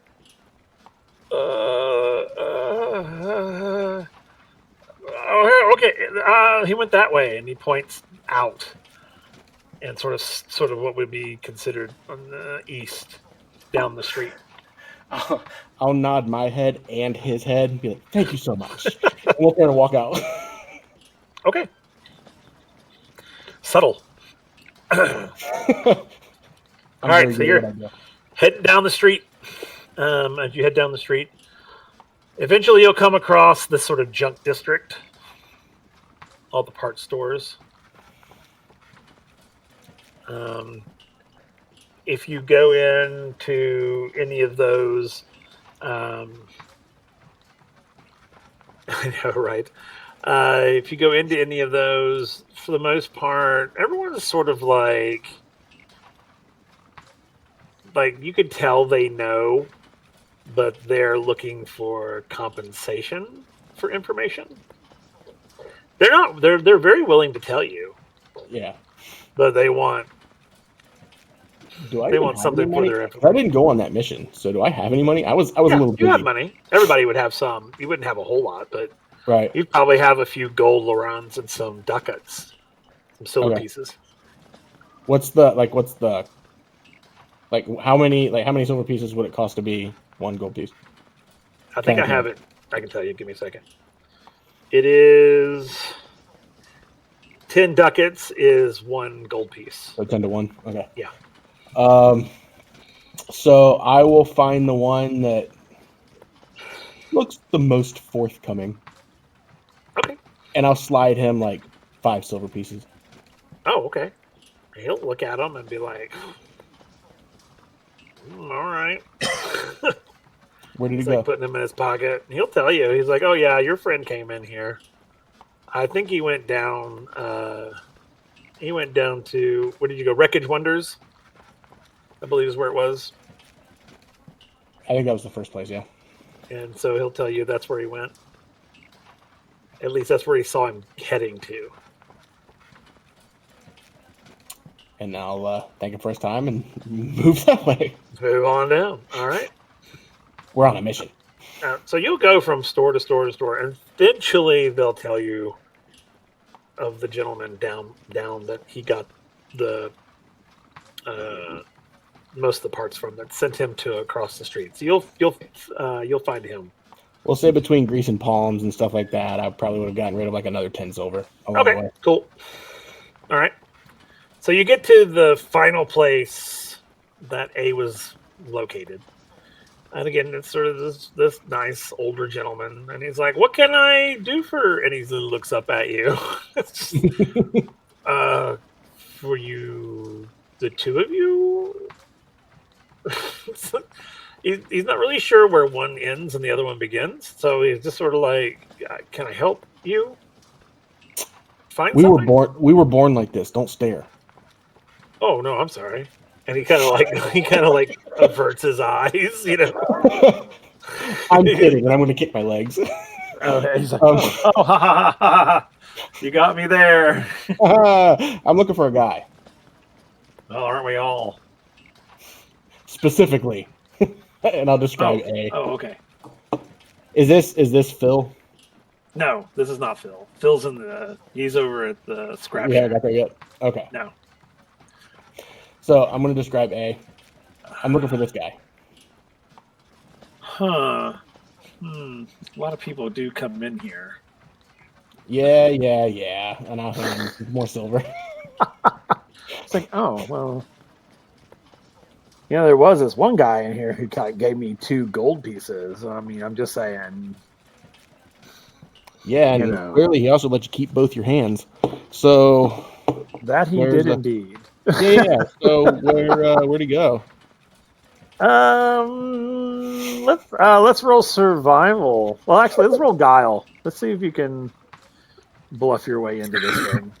I just love how the shopkeep lied about how much I gave him too. Oh, I know exactly. He's like, you know. Yes. Oh, cool. So yeah, he's like, all right, fine. Yeah, I sent him to the scrap shack. It's over 2 streets. Just go up that alley and you'll find it. Thank you. And as we go to walk out, I'm going to take 2 silver, and Uh-huh. I'm going to flip 1 at each hand. Oh, okay. Ooh, yay. You're welcome. Thank you. And I'm going to walk out. Oh, hey, don't ask for Phil, not Bill. You said Bill? Yeah, Phil. Okay, Bill, got it. All right.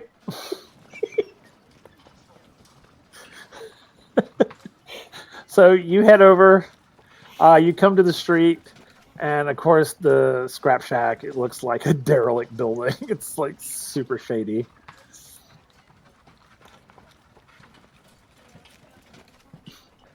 I'll just walk in. Which one of y'all is Bill? So let's see. What's the guy's name that you're on his shoulders? Let's see. Terry. We're gonna say his name is Terry.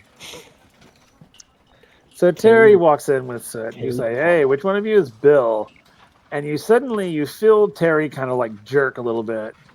And then he falls to his knees, and he falls down dead, as he's been gutted. And then the knife is at your throat. And he says, "Why are you looking for Bill?" It might have been Phil. I don't know. Real careful about what your next words are. Have you seen this guy? And I'm just like, Hey, Phil. I think this guy wants to talk to you. and like, Soot hasn't even batted an eye. Like, he's just like staring like straight at the dude. Like, he's not afraid. Right. And so Phil comes out. This isn't the first time. Soot has pooped his pants. So Phil comes out and he's like, oh, sorry about your friend there. Yeah, what was that all about? He wasn't related or anything, was he? He was my cousin. Oh, sorry for your loss. Bill, take him out of here. And he grabs Terry and drags the body out. So, what can I do for you? Well, first question, what was that all about? Oh, did you ask for Bill? Could have been Phil. No, if you ask for Bill, then sorry. That's just, he's that way. He's got anger issues. He's working on it, though. Just from hearing his name? Oh, yeah. It's like a sort of post-traumatic stress. So then what does he go by? We don't really. We just say "Hey, you" a lot. That's fair. So just Sorry about your friend. We'll replace him free of charge. Oh, you got more like him in the back? Yeah, I've got people who can, take other people's identities. Yeah, we got that. We got you covered. Cool. Can you give him a couple more inches? I like to sit a little higher. Absolutely. Awesome. And he sort of leans over and talks to his associate there, and the associate goes away. I'll have him. We'll have him delivered to your ship. I'm assuming it's the big one on the main pad, right? Yeah. I'm assuming that you probably talked to a buddy of mine who was from the same ship. Oh yeah. Kind of goofy, Kind glowing eyes. of a dense kind of guy. Kind of simple. That's him. Yeah, nice guy. Which way'd you point him? Oh, he's running an errand for me. How safe is this errand? How safe is anything, really? So medium difficulty, got it. Yeah. What You'll have no problems. what was the deal for? He wanted a power converter. Do you have the converter? We will procure it when the delivery is made. What was the time frame? Oh, it's whenever. There's no real time frame. So which way did you send him? I sent him to, what was it, Newsom and Forth? Easton and Forth. Easton and Forth.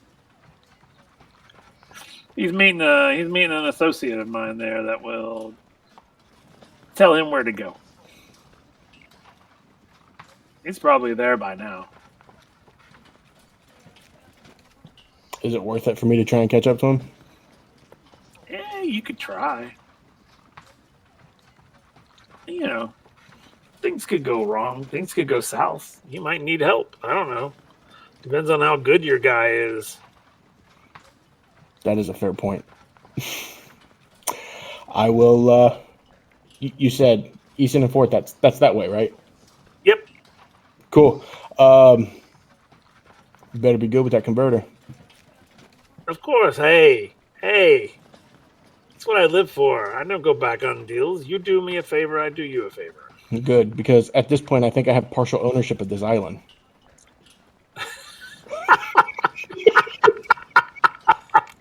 And he's just sort of like, all right, I hear you, big man. Don't you worry. You'll have your power converter as long as your boy does the delivery as he's told. Fair enough. He'll put his little hand up for a fist bump. Jules just looks around like, you want something? Do you Touch it with your fist. And he just sort of goes, okay. Yay. Is that did we make a deal there? What is that? I don't know. Yes, we made a deal. Okay. Now you remember me. And he's going to turn. Whichever of the two is the tallest of the two that are left, you pick me up. Yes, sir. He picks you up, puts you on his shoulders, and out you go. Yep. All right. So let's jump real quick back to the ship. So, Katerina, you have made your way down to the engine room, which is in lockdown. So I'll call the bridge and ask for access. Okay. He'll say, gonna have to give us a moment because the reactor room is on a much different system. So we're working on it. I have a man working on it now. Thank you. And after about 5 minutes or so, you'll hear the door and slide open.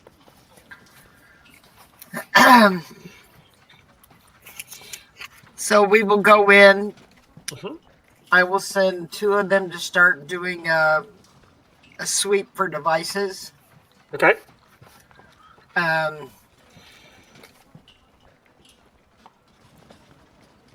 Where's Commander A? And one of the sort of lieutenants there will be like, he went to the bridge. No.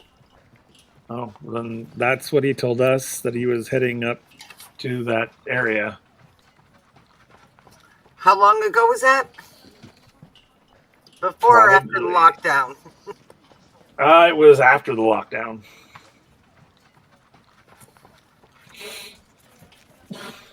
Everybody else accounted for. Yes, ma'am. We're all here. In place. Everything running smoothly, or do you need any help with anything? No, ma'am. Everything works right as it should be. We are in complete blackout, so all reactors are cold. Ship's running on emergency power. Or reserve power, not emergency power. Reserve power. Any injuries or casualties down here? No, ma'am. We're all good. If you do see Commander A, tell him to report to the bridge immediately, please. Yes, ma'am. Will do. And I'll let them finish checking everything out. This will take a while. It's a big area. Oh yeah, it'll take a while. So you'll be there. You'll be down there for a little bit. Yeah. Okay. So all right. So let's go, Gath. Let's go down to your spot. Lieutenant Adder has been working tirelessly for the last hour. And he comes to you and he's like, I think I have a solution. Let's hear it. Okay. And he's like, basically what he shows you all these schematics. He's like, we have everything we need to do this. It'll just take us a while to do it. It'll probably take us about a day or two to get it all in place, but it's basically proximity alarms. So anything that comes anywhere near the hull of the ship, an alarm will sound. And he's like, that's for our exterior. Interior, I have this device. And he's like, we can install it all throughout the ship. And it basically is like a bomb detector. It doesn't like alarm or anything, but if certain explosives get anywhere near it, it changes color, and it stays that color for a while. So it wouldn't be like on and then off again. If it comes anywhere near, it'll go from this sort of magenta color to this vibrant blue. And it's like, we can install these on every deck.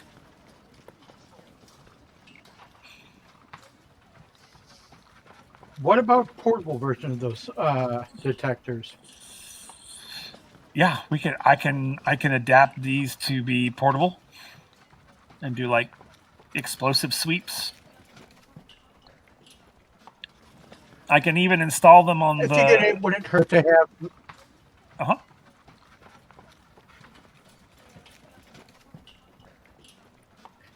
Figured it wouldn't hurt to have them to like scan people that are visitors on the ship, just as a precaution. Yes, sir. I can make that happen. We can also install them on the mechanoid, the mechs, the robots. So if we wanted to send the actual mechanoid androids basically through the ship, they could minesweep basically. All right, I'm gonna run this past Commander Nemitz. Okay. Yes, sir. Since he has seniority. Yes, sir. As a matter of fact, you can articulate it better than I can, so you're gonna come with me. Oh, yes, sir. Yes, sir, indeed. Yes, sir, absolutely. And he gathers up all of his plans and blueprints and schematics. He's like, I'm ready whenever you are, sir.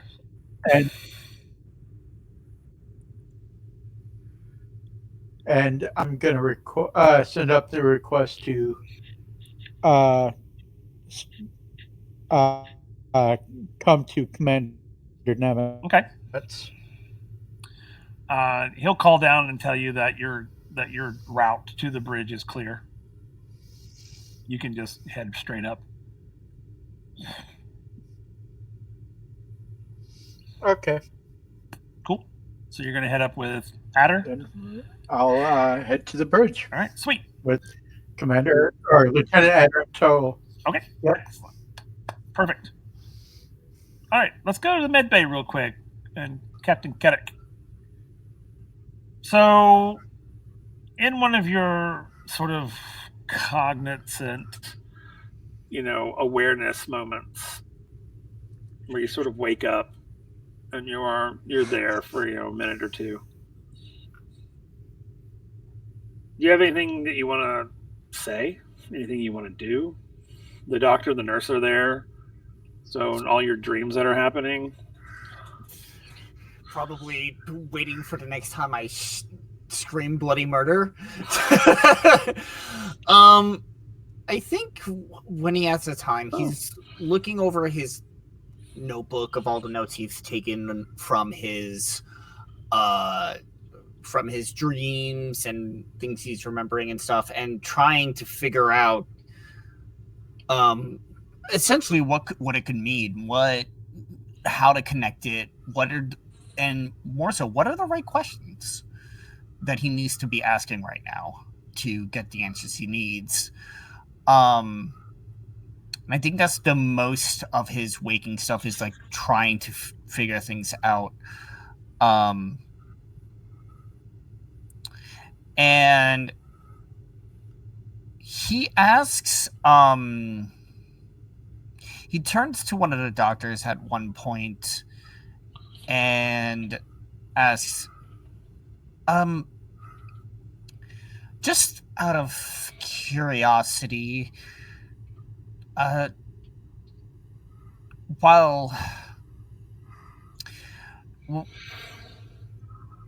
you know what might cause these specific symptoms? And I start explaining the foaming mouth, how that guard was looking right before the explosion, and trying to figure out, I guess it's more like I'm trying to figure out what the substance was that might have caused his body to have that kind of reaction. Besides the fact that he had an explosive inside him. Allegedly. Okay. So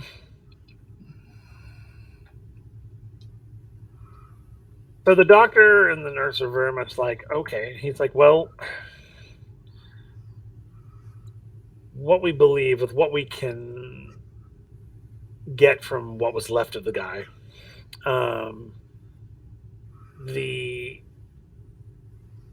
the change in his appearance is probably whatever device was implanted in him reacted to his biology and literally turned his whole body into an explosive.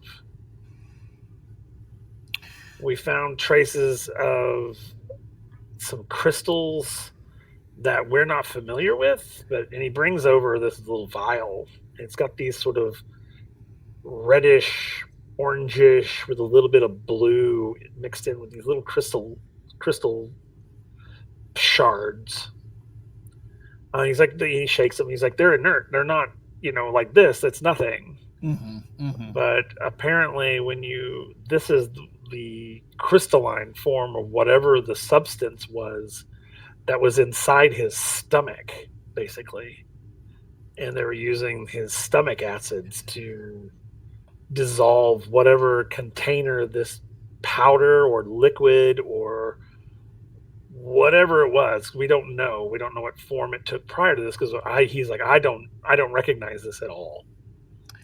But this caused this sort of skin to turn the colors and vein out, and probably popping blood vessels in his eyes, foaming at the mouth, bleeding from the ears.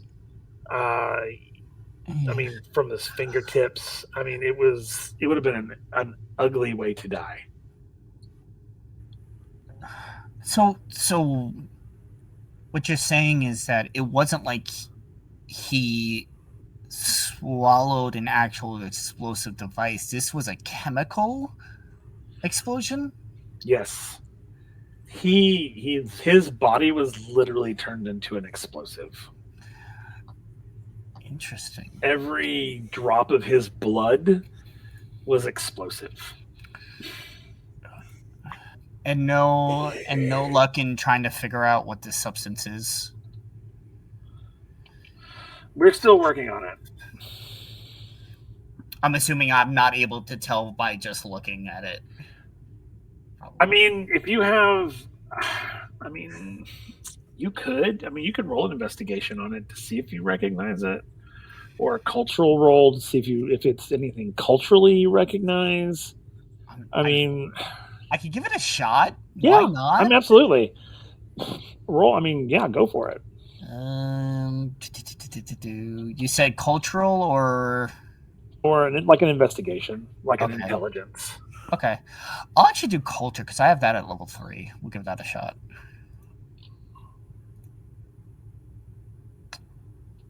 Yeah, 4. As you kind of look at the crystals, you can sort of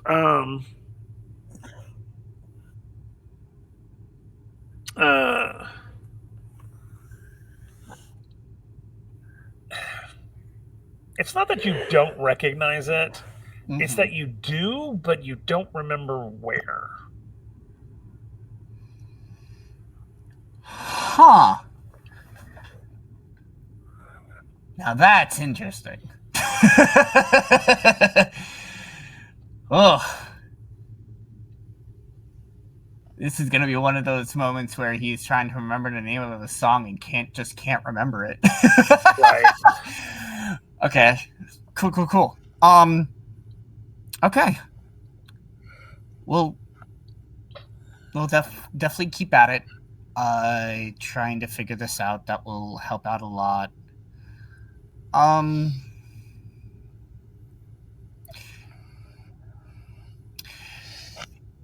What was the name of the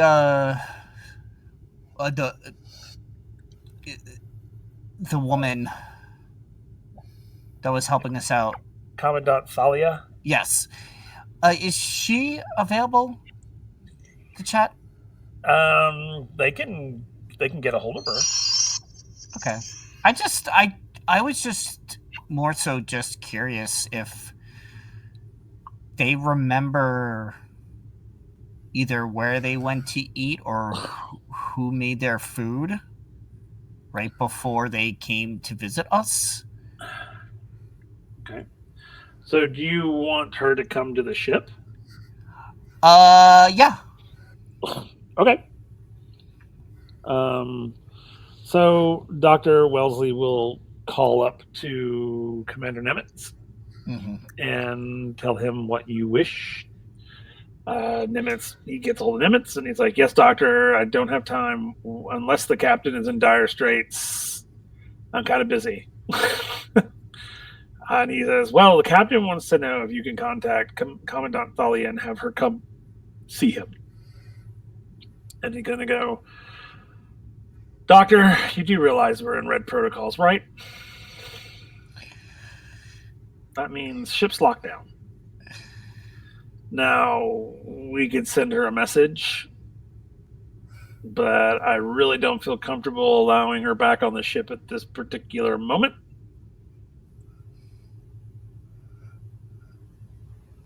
So if the captain can live with messaging, then we can set up a communication line to her office and we can do a direct communication type thing. But until we have swept until black protocols are lifted, red protocols will remain in place. And that means no one on or off without prior authorization." And, well, Dr. Wellesley will relay that information to you, Captain. You kind of see Kedek's eyes roll, like the type of eye roll that you can hear. Nimitz is like, you can tell the captain to stop rolling his eyes at me. No, I'm just kidding. He rolls it harder. He's like, I can feel it all the way up here. It's like, Good. And I'll say, yes, like, if he can set up a communication line, that would be great. I'll get right on it. And then he'll hang up. And I'll as soon as he hangs up, I'm also going to ask the other doctor, is he always like this? Commander Nimitz? Yeah. Yeah. It's kind of his thing. Yeah, I mean, he's retiring, and this is supposed to be his last voyage. You know, he was really just sort of like, oh, I'm going to hang out, and you know, that's why he took the munitions position. I mean, it's like he was literally like, I'm going to take the one position where all I have to do is say, hey, do this, and then he doesn't have to do anything else. And then he got pulled into this, so now he's just cranky. I guess you're right. He's really a good man. Once you get to know him, you just got to get to know him. Got to be let to get to know him. Yeah, I mean, he's hard to warm up to. I mean, he is. I mean, and everyone's very much. They'll tell you flat out that Commander Nimitz he's a great officer. He knows what he's doing, but he's very rough. Yeah. Very rough.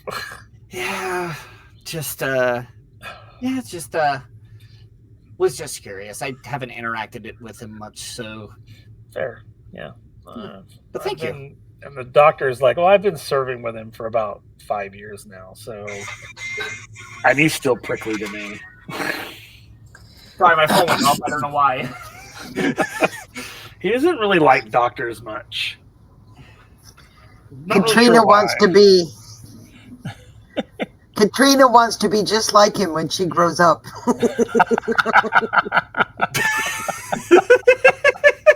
That's funny. Great. That's hilarious. Yeah. But no, I appreciate the insight. Of course. All right, so you need to rest. We'll let you know when the communications have been established. Appreciate it. Mhm. And I'm gonna go back to resting while pretty much just thinking to myself about everything. Okay. Excellent. All right. A, we're back to you. So you're coming to the corner. There on the corner, you see a gentleman standing there, and he has a tall hat on. All right. I'm going to walk up going like, Phil sent me just to see what happens. He hands you a card. I'll take it. And he walks away. It's like, this is just getting better by the minute. I'm going to look at the card. And there's an address on it. What's the address? It's 2279 Hmm? Walnut Street. Okay, I guess I'll start heading that way. Okay.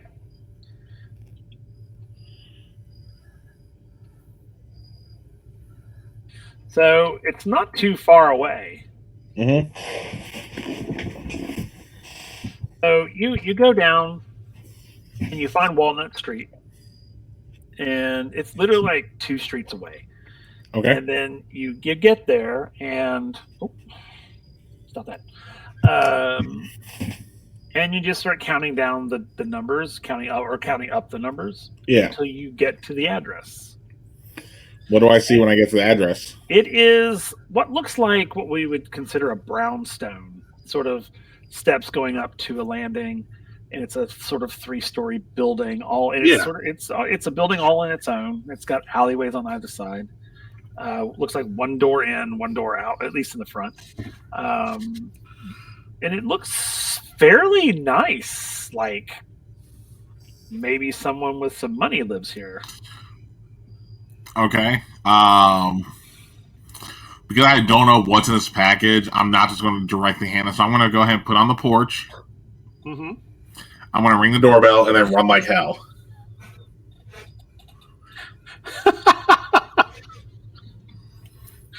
I Okay. have never hoped for something to be poop more in my life. I know, right? So you put the package on the stoop. Yep. You ring the bell and you go. Yep. Do you like run, or do you like run and like watch? Well, I'm gonna run to like what I would consider a safe distance. Okay. And look, but I just want to make sure they can't. It's not gonna be like, oh, this is the guy who put it here. Okay. I want to make sure I'm at a distance where they can't assume it was me. Fair enough. So roll intelligence for me. Okay, 6. Okay, so as you sort of hide yourself and you sort of blend in and watch. Yeah. You see the package just sitting on the stoop. And then you see a group of kids come by. Oh no! The kids go up on the porch. Mm-hmm. They find the package. Yep. And they take it. Oh, god damn it! I'm gonna start chasing the kids down. Okay, roll dexterity. Let's see if you catch them. This is why you don't avoid your responsibilities. It wasn't avoiding as being safe, but also 11. And you surged. So good. So you're able to catch up to the group. Yep. And you're able to snag 2 of them. But the one with the package gets away. I'm just gonna let go of the 2 that don't have the package and keep chasing the one that has it. Oh, you're gonna chase after the other one. Okay, so you're chasing him, Mhm. and he zips down an alleyway. Yeah, I'm following You're gonna suit. follow him? All right, cool. So you go down this alleyway. It's probably an ambush, but I'm gonna go. And he turns to the right. He goes down and there's a corner. Mm-hmm. When you go and you turn the corner, it comes to a dead end. And right. The kid's nowhere to be seen. Do I see any sign of where the kid could have gone? Because I'm assuming the wall's too high for them to. Too high for them to get over the wall. Yeah. Looks like there's a drain there at the end that's been pulled open. Okay, I want to go ahead and just look inside. Okay, and you can see that it goes down sort of into underground, like sewers, not necessarily sewer, but runoffs. Yeah. It's like, and you can hear his footsteps. Yeah. As he's running. So I'm going to open the grate up more. I'm just going to be like, I thought I was going to be done going through these, but okay. I'm just going to go right down the tube. All right, down you go. You can see you can hear where he's gone. He's gone down to the left. Yeah. As you run, I'm assuming you chase after him. Oh, yeah. Okay, cool. Roll luck for me. Luck is still a 2, right? Yeah.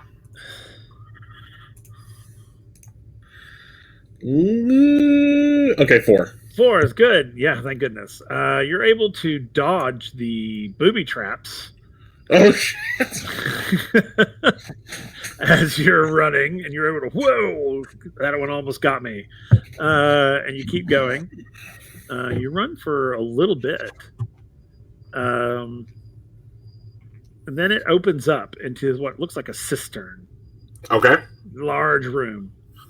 And you're on this side. You come out of the sort of tunnel area, and you're standing there, and there's a big pool of water in front of you. And on the other side is the kid, waving the package at you. I was going to be like, kid, this is not the day for this. Turn it over before you regret it. And he takes off. I want to start chasing still. Okay, cool. So there's a little path around. You get around. Yeah. You're able to run down. So you're running. You're catching up to him. You're getting closer. Yeah. You can see him. He's right there. Yeah. And then he just drops. Oh, fuck. Just. Okay. As you sort of stop and look, there's it's just a drop down. It looks like it kind of slopes, and if you jump down, it'll slope and slide. Yeah, I was going to go Geronimo and just. Okay, cool. So down you go. It's like the Goonies. Yeah. You're like, woo. Nah, definitely ain't doing that, but okay. Yeah, probably not that. And then it ejects you into another large underground cavern. Mm-hmm. As you come down, and you sort of do a dexterity roll for me to see if you land on your feet. Probably not. That's 2. Yep. So you were like, oh, smack. Yep, right on my ass. Yep. You're just like, oh, knock the breath out of yourself as you kind of like, oh god. And then you open your eyes, Mm-hmm. and there's all these people standing around you.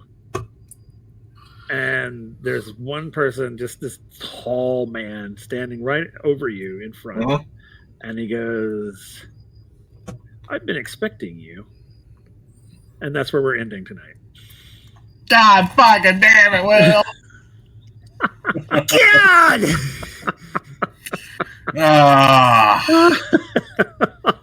Real quick, is the man Phil, like, did he just leave me on a goose chase, or are you gonna say that? It's not Phil. It's okay. Not Phil. I just forgot to ask that. No, it's not Phil. Not Phil. It's the guy with the orb. But it is Bill. It's Bill. No, it's not Bill. Well, I'm dead. Angry. It's like, well, that's it for me then, everybody. It's like, One person says his name, he goes on a killing spree. exactly. He just starts killing people left and right. All right, so that's where we're going to end tonight. I hope you all enjoyed. We're going to go around, let everybody kind of tell you who they are, who they played. We're going to do again where your mindset is currently and where we can find you and all the wonderful things like that. We're going to go in reverse order, and we're going to start with Kedrick first. Awesome. Well, hello, everybody. This is Riku, who played Captain Kedrick tonight. You can find me on social media as Pup Riku or Puppy Riku. You can find me over on Vibe Tribe Productions, playing in Gaia Chronicles as Throlor, the giant chrono wizard. And then over here on Halfling Wizard, you can find me here on WindRiders of Aria every other Monday, playing as Kedrick.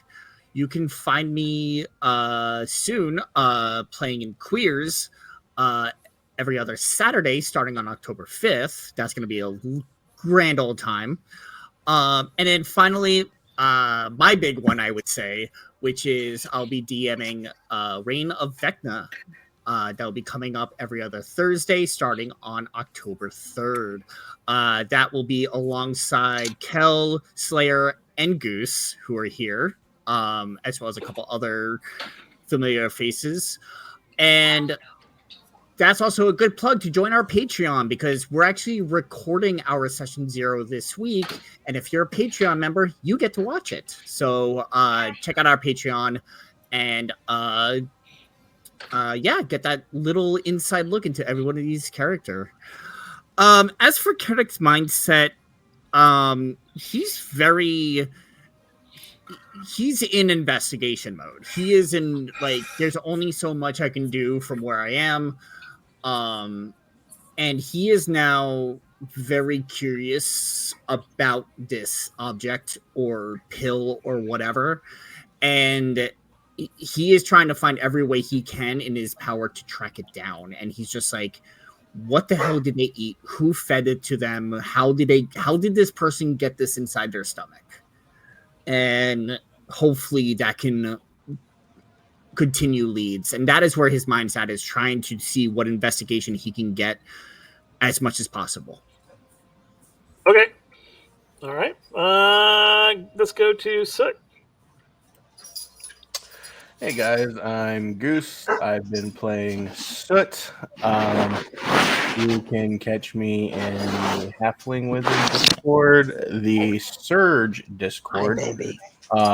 You can check out our website at www.warptree.com to get the core rulebook. We are in the process of doing a rewrite right now, which hopefully should be finished before the end of the year. Fingers crossed.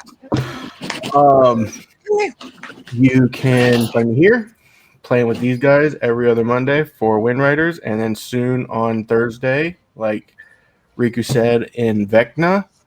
And check out the website, get some cool merch. We got a couple different hats like this one. I think there's a couple other things on there now. Soot is just kind of upset that he just randomly got some dude killed, like outside of knowing his name was Terry and that he had soft hair. That was about all he knew about him. So he has kind of mixed emotions, but once he finds out this new guy's name, he's going to try and do a better job of keeping him alive. And he's really hoping that A hasn't done something stupid. That's fair. Yeah.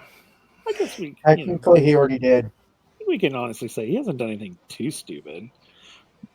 Not yet. I will say he's doing the most responsible thing ever. I mean, he was supposed to deliver a package. It got stolen. He's going to go get it back. I mean, hey, that's pretty responsible. I mean, the most responsible thing would have been to stay with the package, but you know. True. No, I agree. Now we're with just you. splitting hairs. Or to stay on the ship. One of these days, you guys. One of these days, Kel's gonna roll absolutely amazing and like blow everybody out of the water. It's just what's gonna happen. But Every the single thing time, is, he's it's going to be with the ship. Well, what's going to be happening is I don't be willing to save myself, but it kills everyone else. Exactly. It's like, oops, oops, my bad, guys. It's okay. Just walk it off. You'll be fine. You walk out. Suck it up, Buttercup. All right. Yeah, Carrick will be able to walk it off right now, so. He can hobble it off. He can hop around. Hey, Carrick's going to be better than all of us here in a little He's bit. going to need a leg up later. But let's go, Gath. Hi, everybody. I am Old Ward Slayer. I was playing Gath tonight.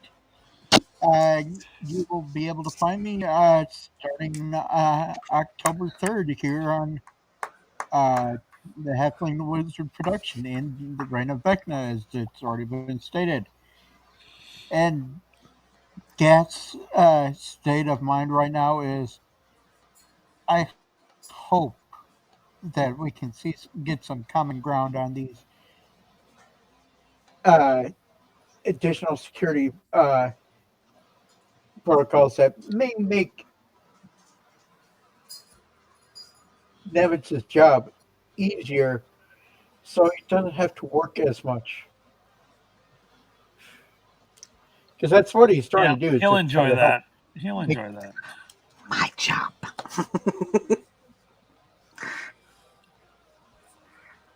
Yeah, but right now he's the one that's in command, so Yep.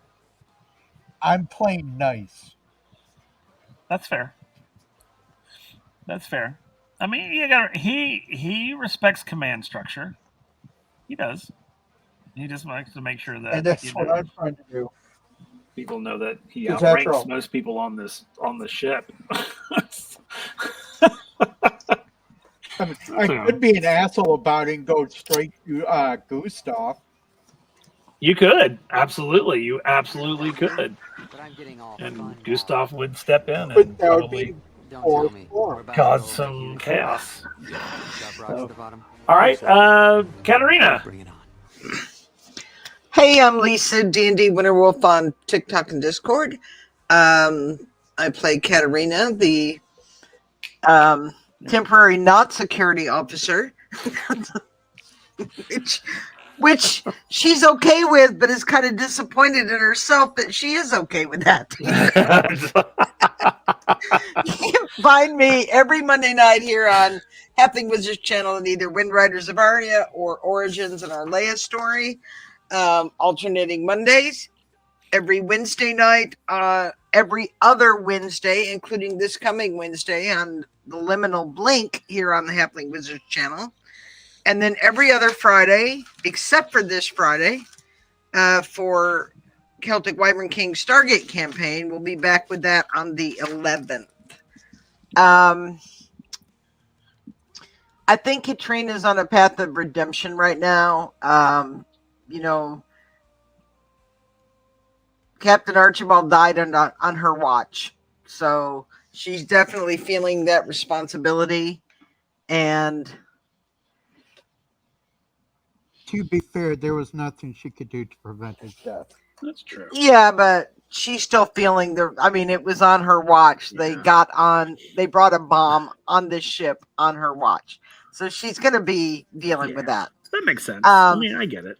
Yeah, she wants to catch whoever did this, and she wants to be be able to step into her role and take care of her ship and her people, because she doesn't feel like she's been very effective yet.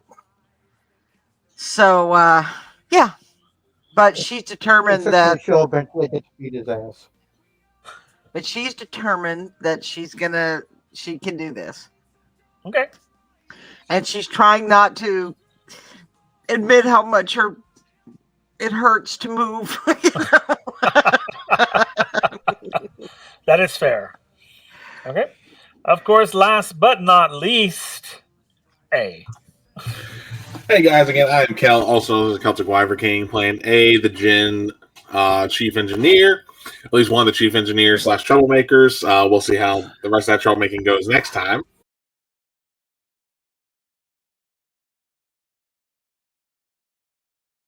Character has been naked.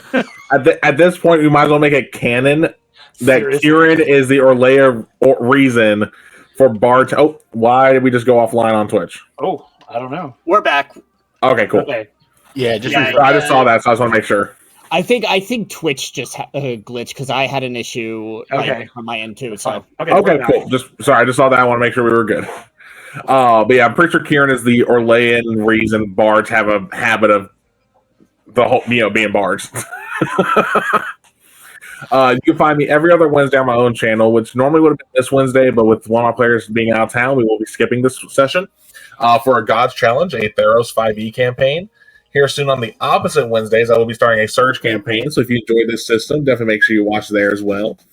We actually had kind of our prologue set up one shot a while ago with Lisa and my Stargate cast members. Every other Friday, that was Lisa mentioned, sadly not this Friday, you can find me on my own channel as well for my Stargate 5e campaign, where I gave them a Lake Placid challenge. But also mention as well, before I forget, I will be also here every other Thursday for Reign of Vecna, where I play Meek, the Redemption Paladin, or Redemption Reborn Paladin, because he has no idea why the fuck he got brought back.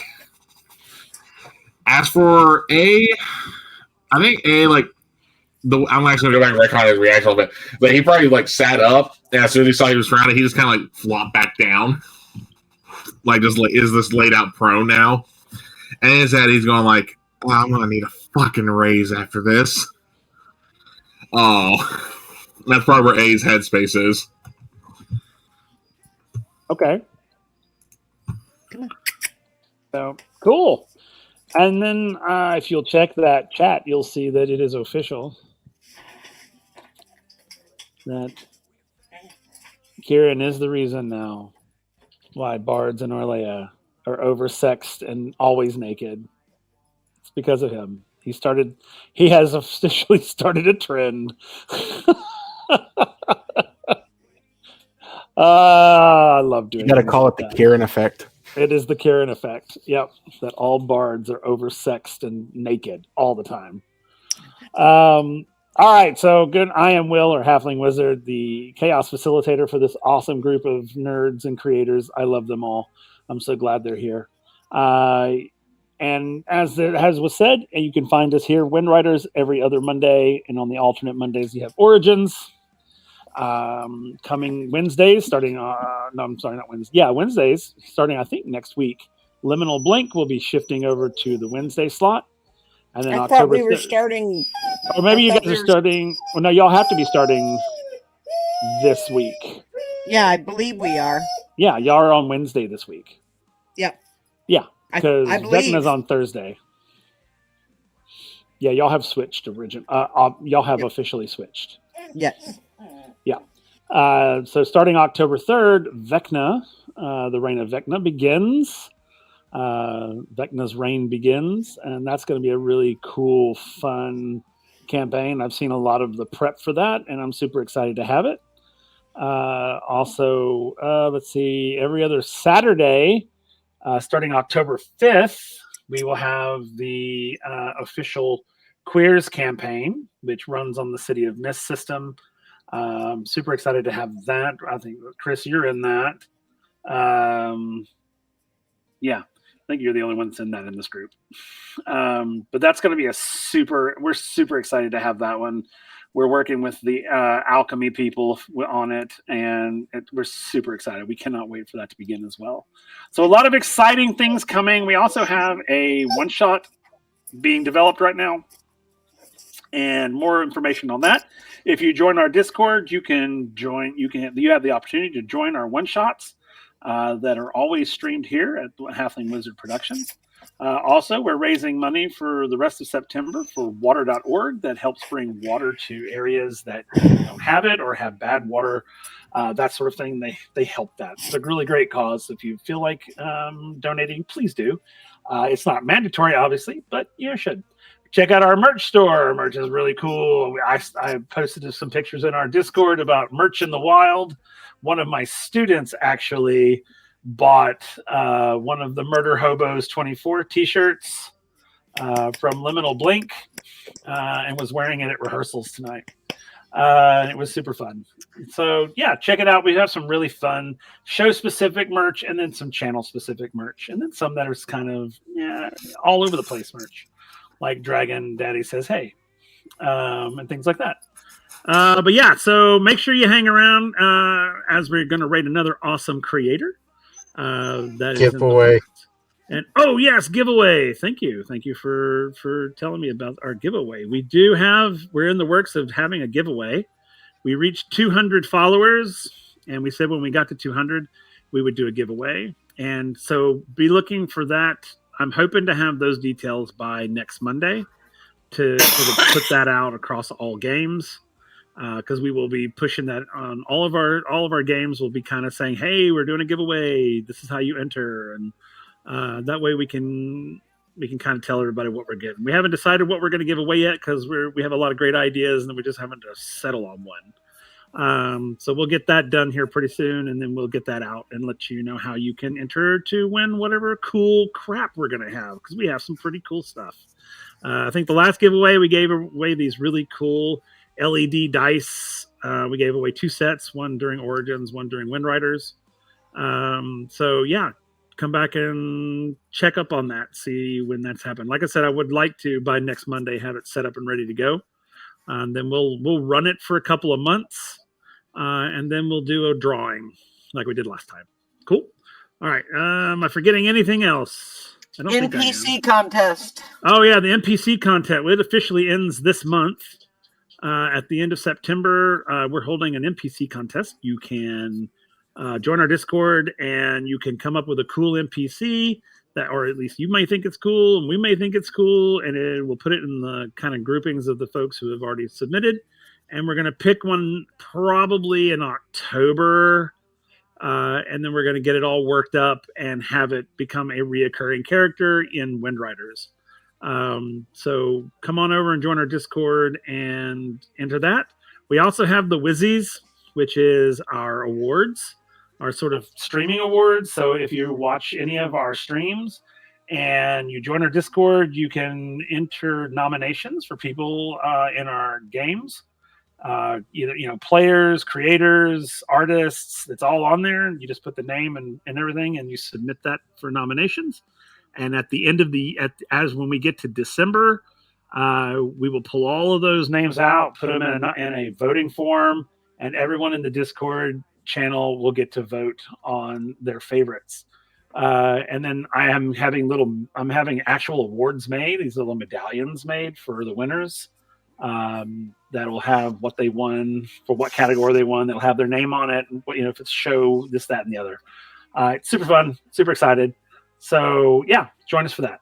And I think that is the last, I believe. So make sure that you all come back and see us again on this Wednesday, for Liminal Blink. And then keep coming back because we love new people. If you're not following us, give us a follow here on Twitch so we can make sure that you're up to date on what's going on when we go live and all of that wonderful stuff. So lots of new things coming. So until we see you next time, roll, roll, roll your boat. Wink. See y'all later. Bye, everybody. Thanks for joining us for this Halfling Wizard production. Make sure to come back again soon to see what happens next. right here, where adventure comes to life.